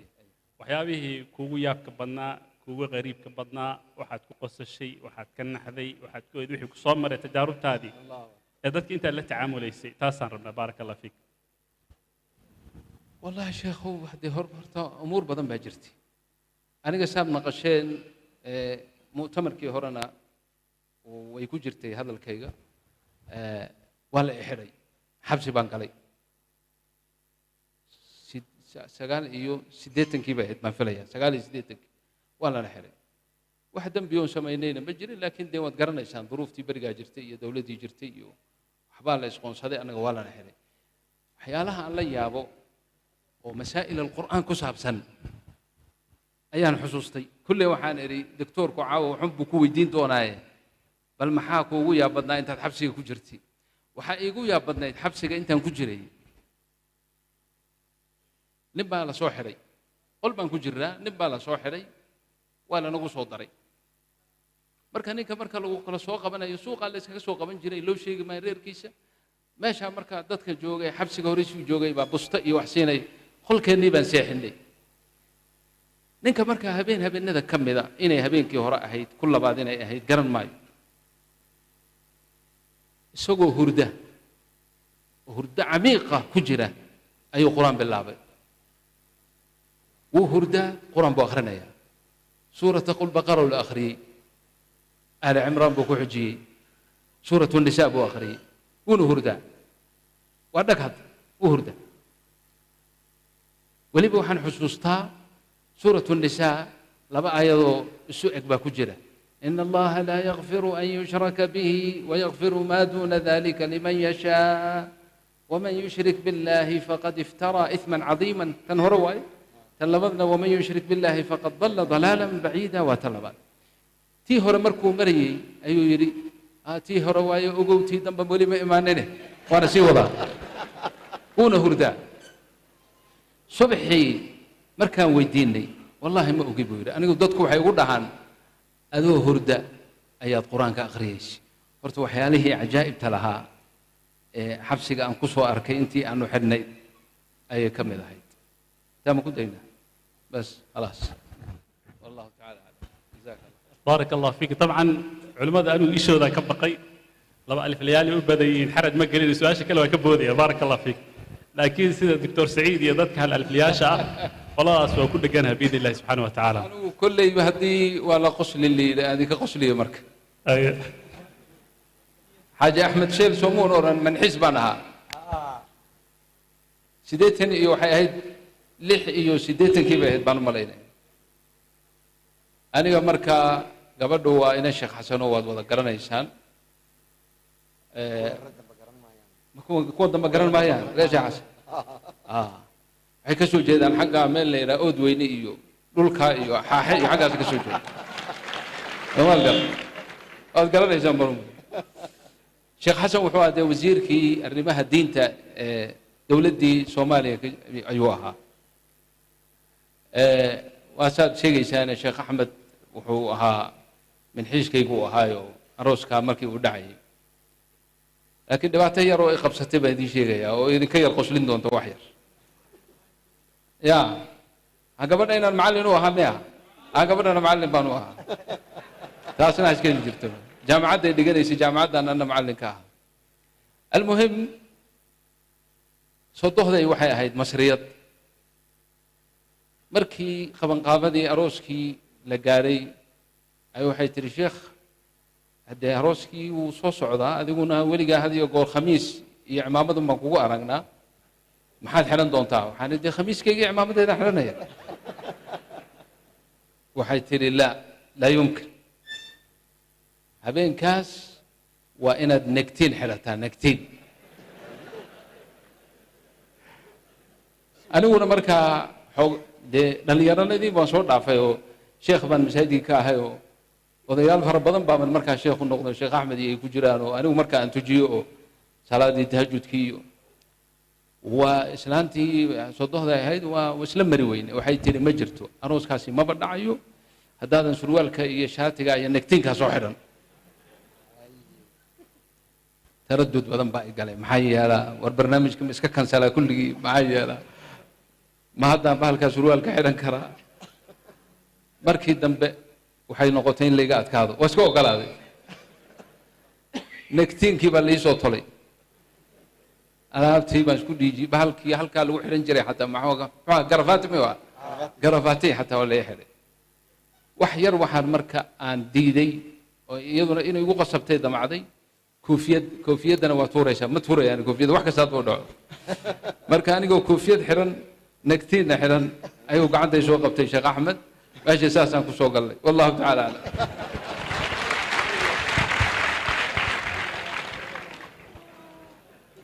الشيخ عبد الرشيد استيلها هو قلدي استيلها قلدي كوفيد يتنكتي اسمه كانان جزاه الله خيرا إلهي سبحانه وتعالى بارك الله فيه فرت الشيخ مصطفى يدين مقداني يوم مقداني بسوى التقي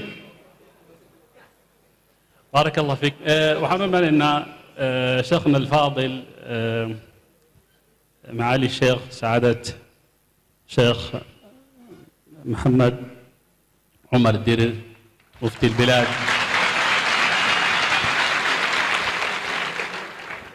فضيلة الشيخ وعلم على رأسه نار ومبانا تعريف رنتي محرمنا وسكرتير كحزبك معارض كان موشي كيقول كاني مركوين سكن صد الدعوة إلهي هبرك شيخنا إلهي نبرك يسقي علمي يفايدة ومضى وقلي كما قرصونا معركتين لايت كابحية يسقى كيفتين بدن إلهي سبحانه وتعالى هبرك راتكي خير إن شاء الله ومضى وهر مري إلهي سبحانه وتعالى في ميزان حسناته وعرنا مركه شاقسي أي ضدك أبو ضيدان إنه إن ير كوبا وحسامي صابوها دعوة إن وما أركتي وكدكتو إن نقطة مستقبل أي نقطة هدف إن ويضو إلهي سبحانه وتعالى كأرزقه وحن رما إن ير كوبا إنه نجسيه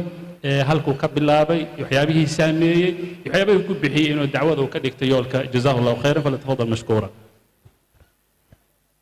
الحمد لله رب العالمين صلى الله على نبينا محمد وآله وصحبه وسلم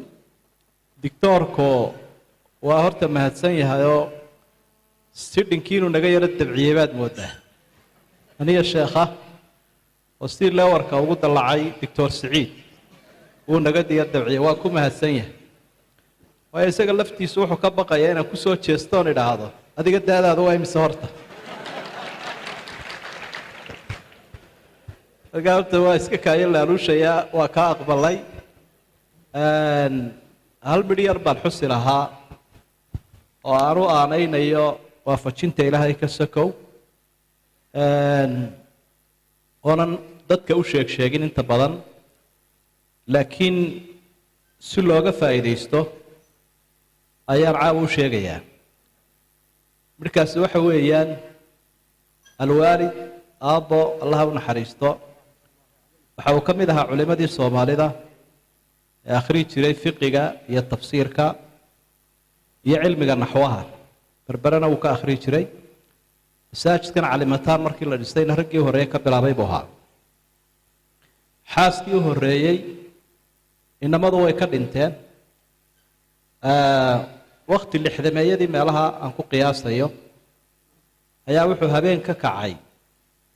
meelahan siyaarada la yidhaahdo dadkeenu siyaara ay dhagaan soo maaha siyaaro ballaadhan oo dadka tolku ay isugu yimaadeen ayuu iska dhex taagay dadkana sheekh buu markaa u ahaa oo isagaa la odhanayay ducee markaa wuxuu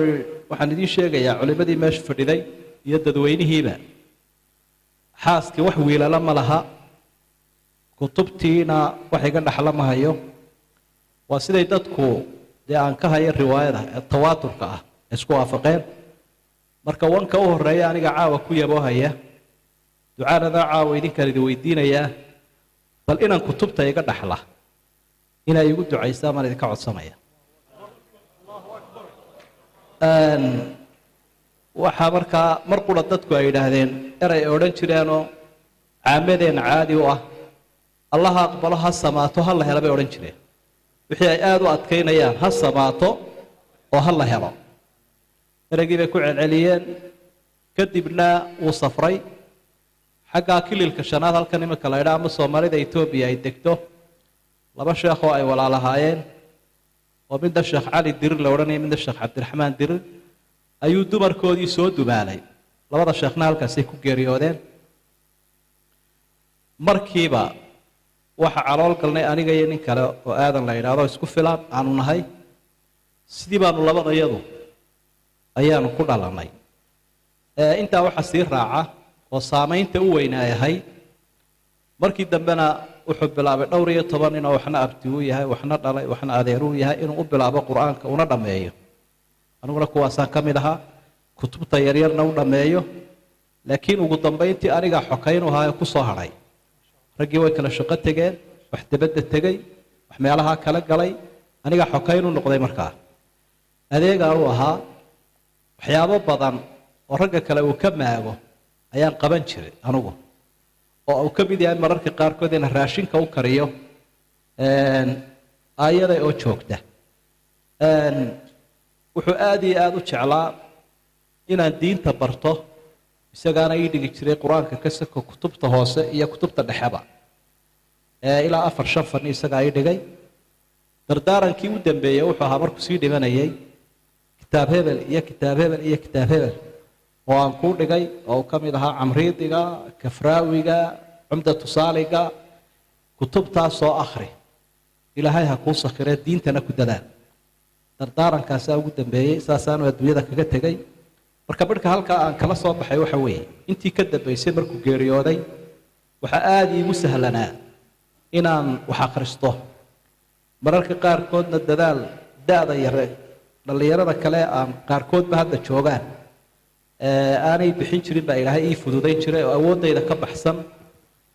mararka qaarkood ma garanayo kitaab aan akhristay oo aan ku soo celiyey isamaani maayo laakiin dhallinyaradu baan uga jeedaa inay inagu daydaan juhdiga iyo dadaalkaasi waxaan isleeyahay ducadaasaa door weyn ku lahayd marka sheekadan waxaan ku keenay dhallinyaroy ducada waalidku waa wax aan la sahashan karin qiimo aad iyo aad u weyn leh arrin kasta oo kugu adkaada markaad waalidka ku adeecdo laba arrimood buu ilaahay kuu sahlayaa wixii aad doonaysana inaad hesho dadkaagana ilaahay uu kuu sahlo kuwaad adigu dhasho soomaaliduna waxay odhan jireen 3 arrimood midna kaama hadho kuftin jilib kalaam waalid iyo kaba subag haddaad subag cabto dacar baa kugu kiciyo oo kaa hadhi mayso haddaad jilibkaa u kuftana wuu kugu soo kacdoomi doonaa kalaamka waalidkuna duca iyo habaar mid kastuu yahay wuu ku daba socdaa marka casri fitnaa baynu joognaa waalidka ha la adeeco wax weynoo cajaabiyada ba idinka arki doontaan saameyntayda u weyn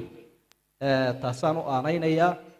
dee waafajintuna waa iska halkeedoo qofku inuu barnaamij samaysto uu ku howlgalo aad bay muhiim u tahay anugu waqtiyadii aan wax akhrisan jiray ciidaha maan fasax qaadan jirin jimcayaashana maan fasax qaadan jirin muddo 7 sannadood gaadhaysa filimada maan geli jirin sportska maan geli jirin riwaayadahana maan geli jirin arrintaasi markaa waxaa ii sahashay shay 10 sano lagu soo ururin karo 2-3 sano inuu ilaahay waafajiyo is-ammaani mayno laakiin waxaan filayaa dictoorku inuu uga jeedo uun da'yarta inaga dambaysaa inay wax inagaga daydaan ilaahayna ha inaga dhaafo haddaynu xoogaa buubuunina ku darnay way iga dhantay dictor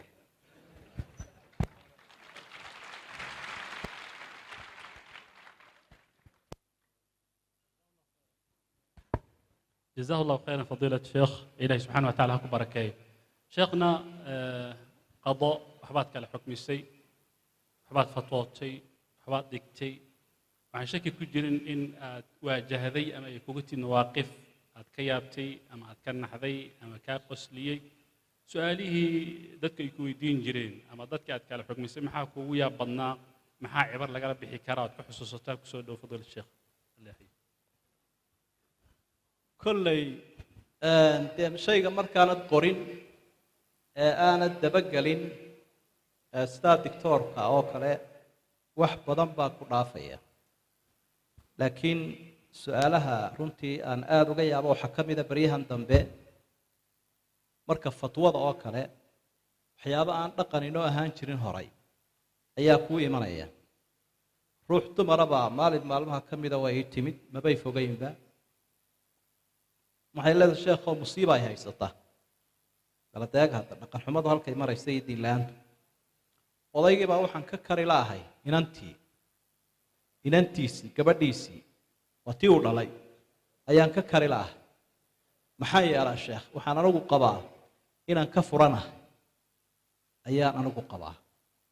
markaa waa arrin jiqigu noqday buu noqday haddaan idhaahdo ka car reer baan duminayaa haddaan idhaahdo ku joogo halkaasii joog arrin ka weyn weeye haddaan idhaahdo isagii u yeedh waxaaba laga yaabaa inuu idhaahdo maxaad sheekha igu sheegtay uu qoorta gooyo marka runtii waxyaabaha igu yaabadnaa ayay ka mid ahayd siyaabo kale ayuun baan dee ugu jawaabo aan u maareeyey kuwayaalaha ugu yaab badan bay ka mid ahayd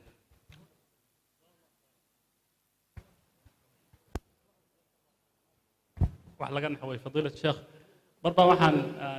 youtube-ka iyo facebook-gaba aan ka arkay barnaamij sports adoo waddada isku dhibagay oo xawli ku socda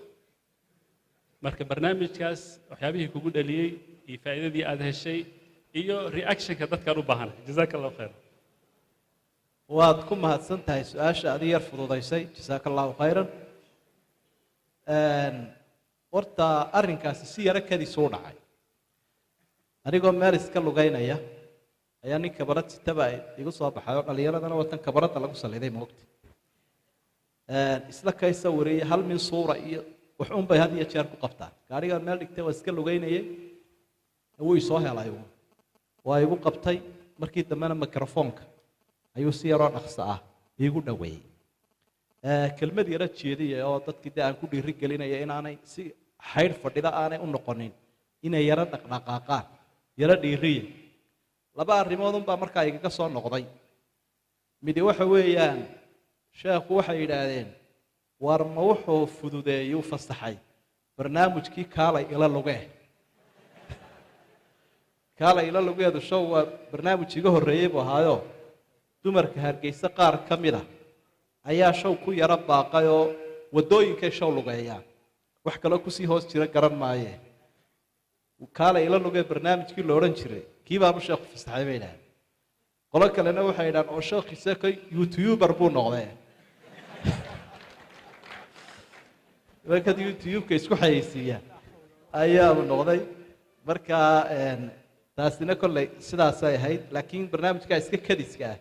ayuunbuu runtii ahaa جزاك الله خير فضيلة الشيخ waxaan u gudbayaa بإذن الله سبحانه وتعالى سؤال kale waxaa iska leh فضيلة الشيخ شريف طويل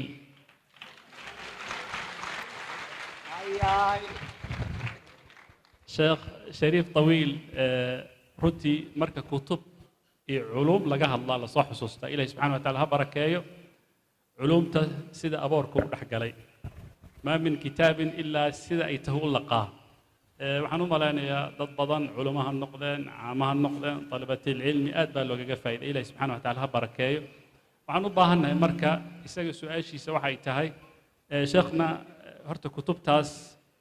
funuunta say u ratibtay maxaad kala hormarisay yaa sabab kuugu ahaa inaad bal ku soo dhowaatid dalabata cilmi fara badan baa meesha jooga meelo fog baa laga yimid bal ha faa'iidaysteen ku soo dhowow بسم الله دكتور هرتا أنا مؤيدين تان كم هاي معارض ما هي بهاش إيجا فضوضي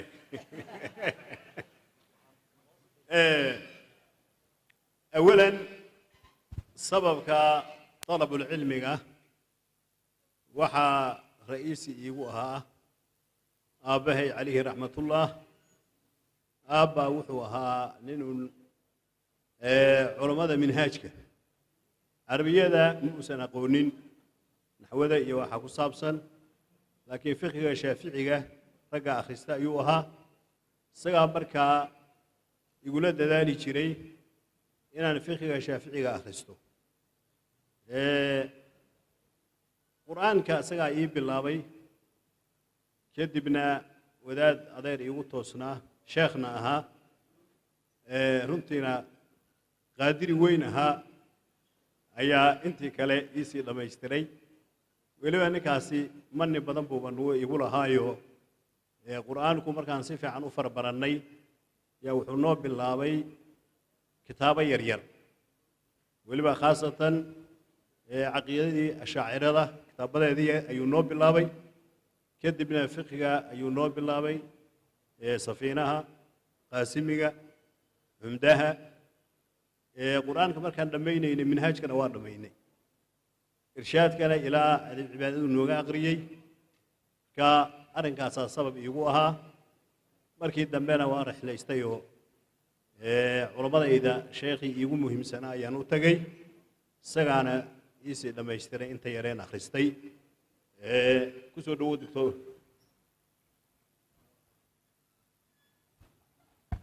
جزاك الله خير فضيلة الشيخ إلهي سبحانه وتعالى هاكو بركايو أنت كتبت أديجيسي فضيلة الشيخ وحيابه كوجياب كبدنا أما هالنقطة إقبال طلبة العلم على العلم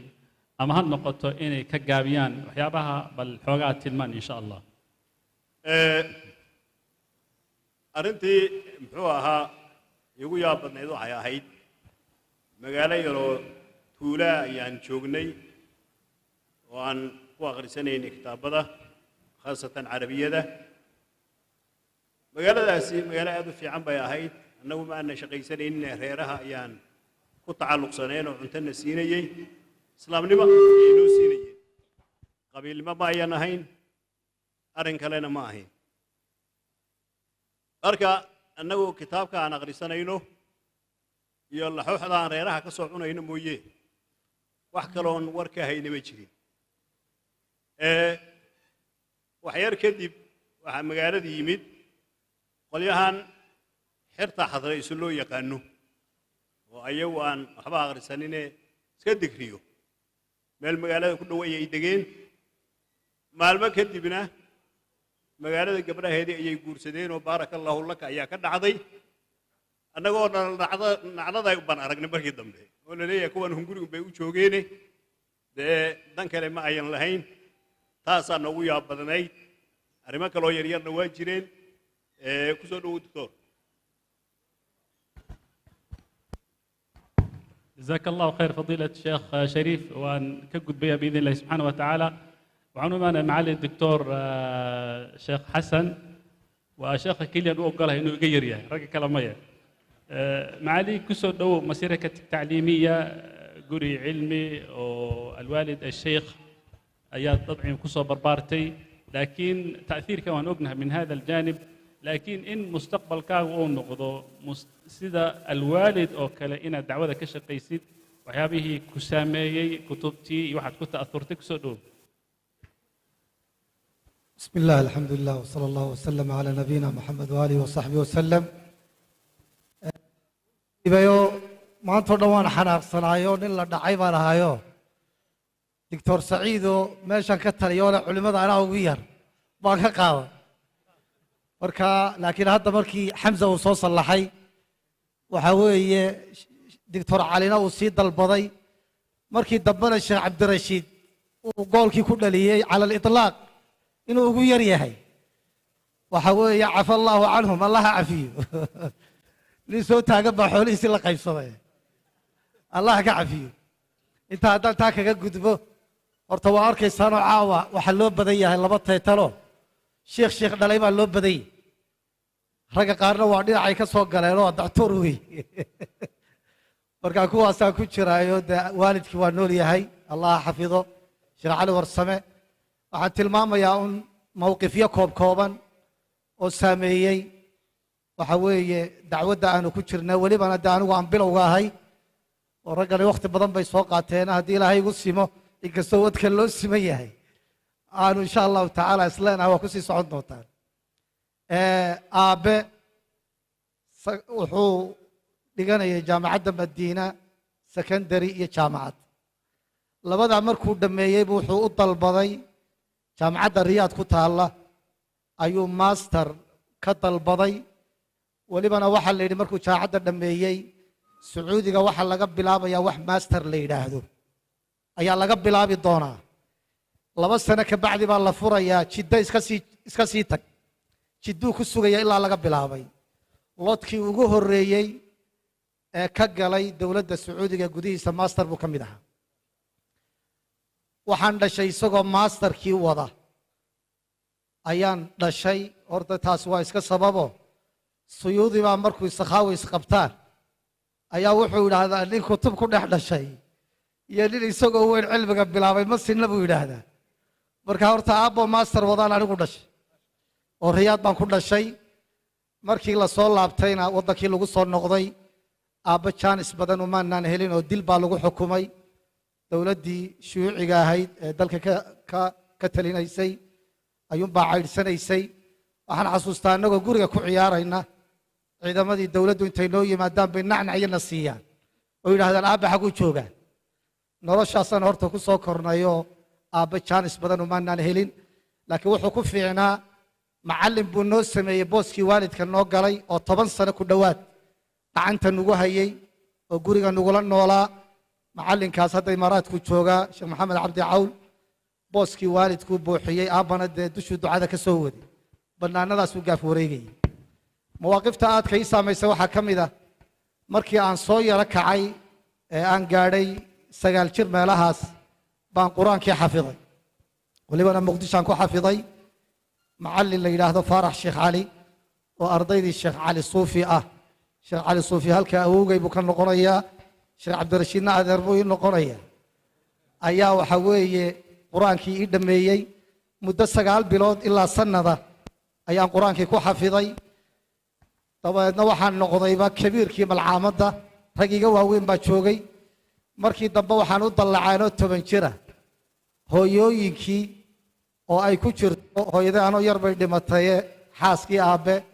oo na soo korsatay ardaydii la lodka ahaa iyo dumar waaweyn oo hooyooyina oo sitaarada inoo dhaxaysaan macallin u noqday anoo 10 jira dabeedna mawaaqifta iga soo mara waxaa ka mid ahaa sidaan uga dhegaysanayaan idhaahdaa caashay ka bax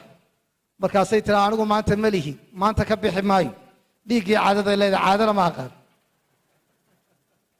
markaasaan dhowr iyo saddex bay noqdaanoo macallinkaan u tagaa waxay dhahaa macallin siday u joogtay odhanaysa anigu maanta ma lihiye ka bixi maayo ma maalmaa la fasaxay markaasuu fahmay macallinka wuxuu idhi xaalado gaara baa jire iyo muu cadday laftiisu hadda unbaa dee wax waliba obiriska yihiin hadda shan jirkaa og baan u malaynaya dabadeedna uu ifahansiiye wuxuu idhi adigu hadday ku idhaahdaan ma lihi ka soco waxbaa ka dhegaysa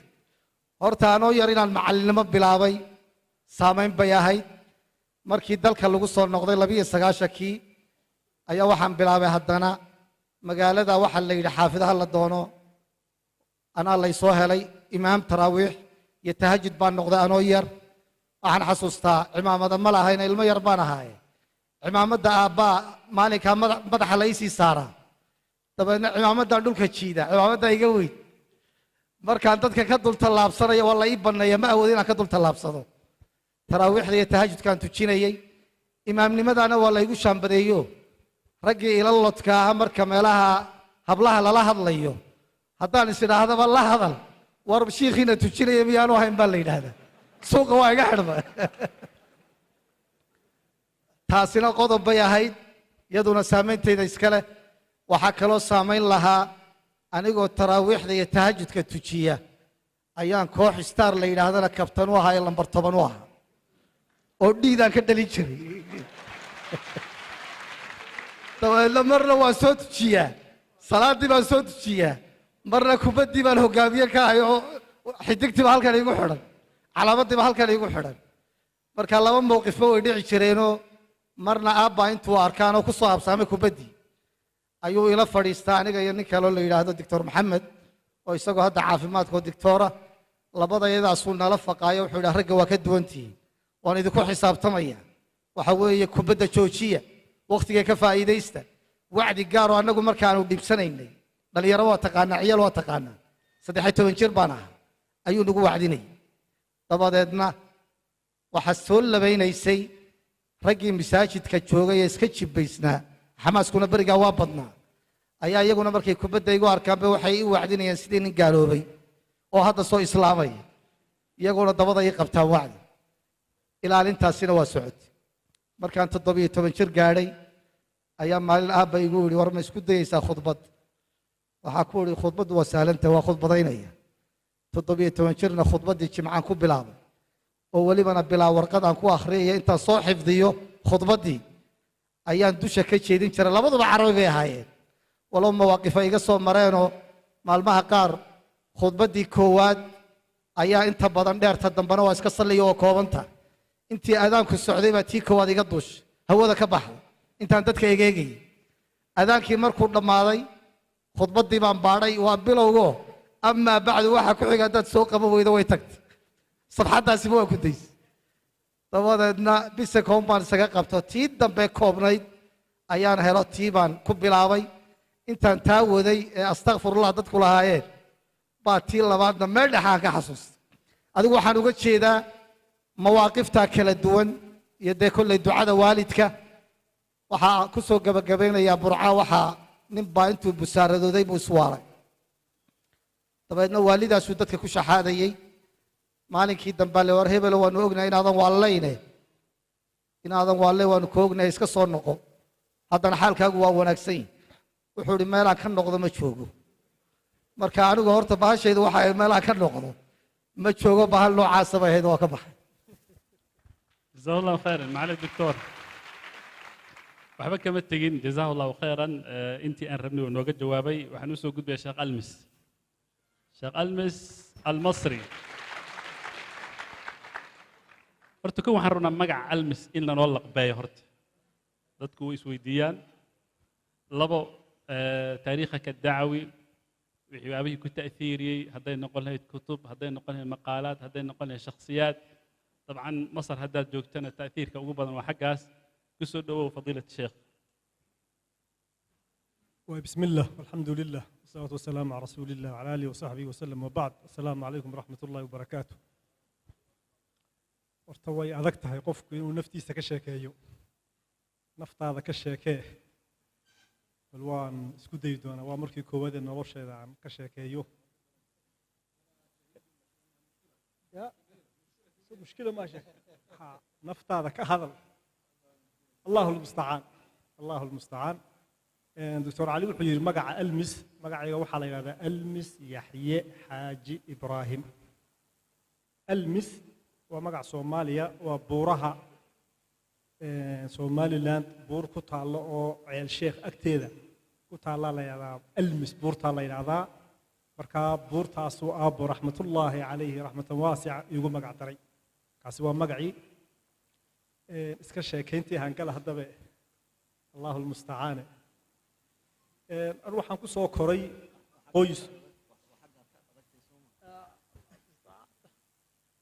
qoys waxaan ku soo koray waxyaabo kala duduwani ay ku jiraan qofkii koowaad ee saameynta nagu lahaa waa awowgay aabbahay adeerkii sheekh maxamed warsame sheekh maxamed yare raxmatullaahi calayhi raxmatan waasi'a oo caalim ahaa oo caabid ahaa oo nin maalqabeen ahaa oo nin dumar badan guursaday ahaa caruur fara badan ka tegay ahaa oo aad diinta xagga galbeedka magaaladii aan ku dhashay gabilay agagaarkeeda sheekh ka ahaa qaadi sharciyana noqday xilligii isticmaalka ingiriiska qaadi noqday ilaa burco iyo ood weyn ka noqday qaadi mantiqadana qaadi sharciya maxay toole ahaa حاج شيخ خاص رحمة الله عليه سامين وين أيور هذا كلها مركا خلقاسي وحي هايد نزعة دينية وحقي شيخ نمضى يأووها وحكلو قوس كيغا كجري قوس سياسي كدش مركا أفتقي أحمد يوسف دعالة وعوها وزيركي الرماها الدبدة دولدي صوماليا دولدي عبد الرزاق حاج حسين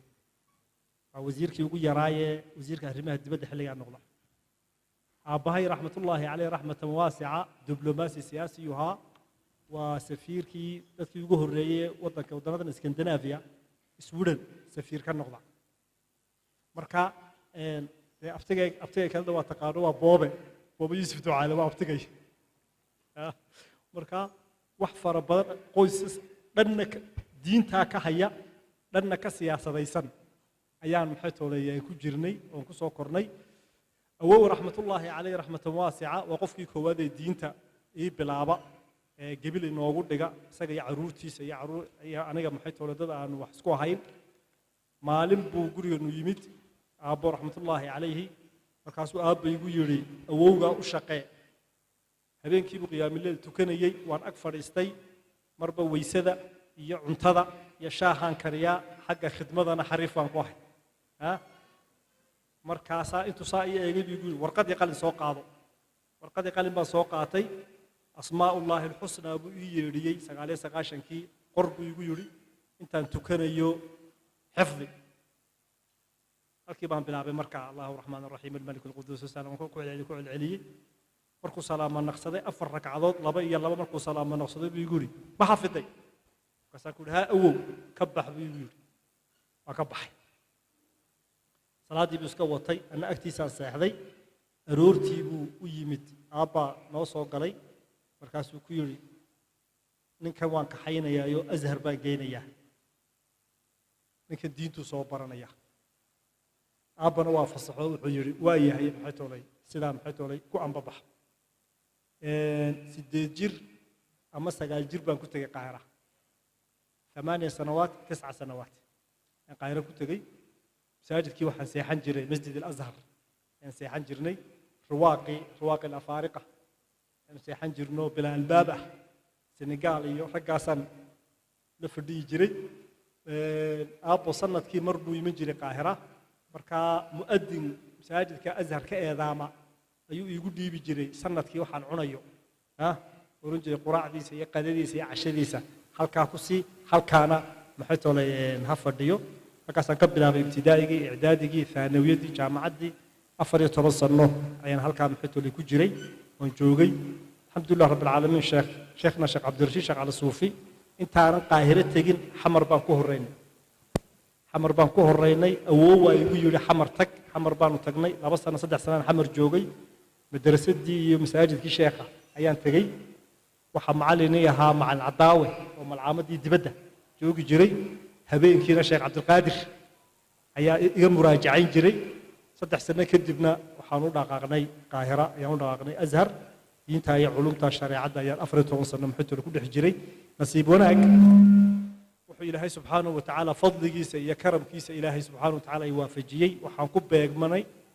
1980kii dhammaadkiisii baan galay qaahiro tegey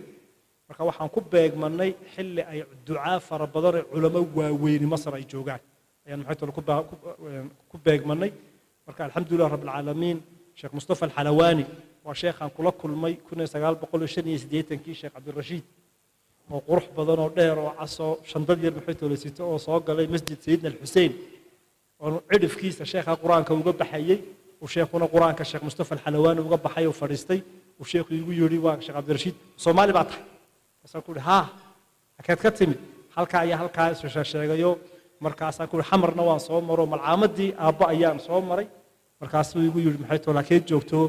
aftiyaan u sheegay axmed yuusuf ducaalo ku yiri aftiya ilaan aftiya sheekhuna saaxiib bay ahaayeen waa ay kaxeeyo maalin aan aad u gaajoonay bay ahayd waxbana baan haynin sheekha way habeeyeen jazaa allah khair fiican maanta kulle duca way iga dhacday ila tahay xoogaa yarna gacanta igu laabay wuxuu yiri masaajidkaaga fadhi kelmad buu igu yiri markaa sheekh cabdirashiid waa kan kelmad buu igu yiri maalintaas inaad wax barato ma doonaysaa haa wuxuu igu yiri Soomaali waabad u noqon doontaa waad u tagi doontaa halkan waqtiga yaanay kaaga lumine culimada ag joojoogo masaajida ha ka bixin halka fadhi waa dardaarankiisii sheekh jazaahu allah khayr wa barakallahu fiih culumtii markaa wixii culamo waaweyn buu ilaahay fadligiisa iyo masar inaan kula kulmo sheekh shacraawi waa la kulmay tafsiirka quraanka oo kaamil waa ka qaatay sheekh maxamed al-ghazali waa la kulmay fadli allah tabaaraka wa taala sheekh yusuf al-qaradawi waa la kulanay sheekh maxamed bikheet al-mutai'i ninkii dhamaystiray majmuuca alxamdulilah rabbil caalamiin kitaab al-janaiz majmuuca isagaan ka dhigan anigoo yar waxa kadalika aan aad u xasuustaa abu luqat al-arabiyya abu fihr sheekh maxamuud shaakir sheekh maxamuud shaakirna hal kitaab baan ka soo qaadanay al-asma'iyat gurigiisaan muxuu kaga dhiganay marka alxamdulilah rabbil caalamiin rag fara badan oo ducaa ah oo waaweyn ayaa anaga oo yar aanu muxuu u helnay fadli iyo karam inaan hoos fadhiisano ilaahay subxaanahu wa tacaala ha naga dhigo kuwii ku camal fala waxay sheegayaan waxay soo barteenna kuwii ku camal fala uurkooda iyo afkooduna uu isleeyahay ilaahay ha naga dhigo riya iyo istustusnimana ilaahay nagama dhigo biidni illaahi tabaaraka wa tacaala wajazaakum allahu khayran wabaaraka allahu fiikum أنا وقتي كفائلي waxaan u gudbay Sheekh Maxamuud Xalliike ayaan mikrofon ku gudbinayaa فضيلة الشيخ محمود magaca in la laqbay waa jeclaan lahaa Xalliike haddaan si fiican ugu dhawaaqay maxaa ku ta'fiiriyey acjab shay runtii qisas fara badan oo aad ka sheekaysay aadaab الزواج oo cajaa'ibteeda lahaydna way jirtaa مواقفta ijtimaaciga hal mowqif haddaad noo taaban lahayd way fiicnaan lahayd jazaaka allahu khayran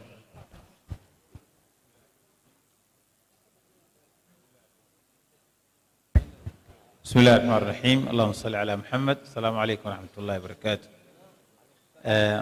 دكتورك خير الله سي وحن ليهي أنه محافظ كان كم وإلى سايري دونتا أما مؤيدين تاذن كم سؤال وإلى سايري دونتا اللهم استعان بسم الله الرحمن الرحيم اللهم صل على محمد قضب يربان ربا كل إنا الشيء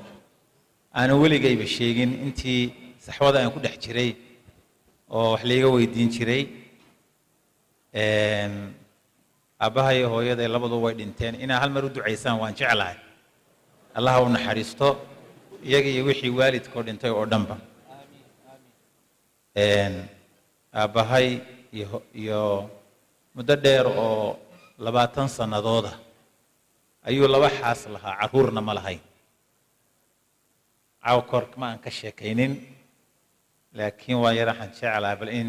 dhalinyaradu wax yar baan ka taabtaan rabaa 20 sanadood dadkii wuxuu ahaa cadanta ku noolaa oo wax ku bartay madax ka noqday reerar laba xaasna wuu lahaa carruurna ilaahay ma siin awowgay baa wuxuu odhan jiray maxamed gablami maayo dad khayr qabana wuu dhali doonaa waddanka markuu ku soo noqday ayaa labadii islaamood mid ka mida ayaa nin hadda iga weynoo aniga jooga ilaahay fadligii uurkiisa yeelatay markaasa waxaa la kala garan waayey inay uur leedahay iyo inay xanuunsanayso dabeetana waxaa ku dhacay xanuunkan tiibicaloolaadka la yidhaahdo iyadoo uurna leh dhakhaatiirtu way iska yarayd in dhakhtaroo rooma ka yimaada oo talyaani ah baa gynecologista aad dumarka u yaqaana ahaa isagaa la yidhi wuu iman doonaa bilo kadib iyadoo sariir fuushay oo aad u xanuunsanaysa kabacdina waxaa dhacday in uu dhakhtarkii yidhi markuu yimi uurna way leedahay waana xanuunkaana way qabtaa kana kici mayso sidaasuu ninkaasi ku dhashay kadib hooyaday buu guursaday oo sekreteer isaga u ahayd markaa awowgay baa markaa wuxuu ku odhan jiray moxamed dad khayr qabana wuu dhalayaa ilaahayna ubad buu siinayaa 12 carruuree hooyaday isxijisay oo dhashay oo aniga idinla hadlayaa aan curadkeedii ahaa markaa halkaasaan dhalashadu diinta iyo dacwadda iyo saamaynteeda waqtigu iska yaryahay haddee mawjadii dacwadeeday socotay waddanka markaan iskuulkii dhexe ka baxay baa aabbahay wuxuu ii diiday inaan dhigto iskuulkii laatiiniga ahaa markaas wuxuu igu daray iskuulkii aan dadku aad u dhigan jirin ee masaaridu ay dhigi jirtay ee afka carabiga lagu dhigan jiray halkaasay ka bilaabatay saamaynta iyo inaan carabigii ku soo dhowaado iyo diintii ku soo dhowaado saamaynta ugu weyn halkaasay ka bilaabatay sidaasaan kaga takharujnay waxaa ilaahay mahadii ah waalidku wuxuu ahaa qof salaad badan adkaarta anigu waxaan ku garaadsaday isagoo salaatuleylka tukada aabbahay markaan damcay inaan idhaahdo aabba aan kula tukado dadka hurdada fududna waan ahay marka aan habeenkii isrogo waan soo jeedaa ilaahay fadligii qof baa markuu jiifsado isrogiisa aan ogeyn mar kastoo aan isrogo waan soo jeedaa markaan seexdo dadka hurdada fudud baa marka ahay markaan arko soo tukanay aabba aan kula tukado carruurtu markay tukato salaatuleelka way ku khafiifaane yaadan ku khafiifin aabba iska daaba oran jira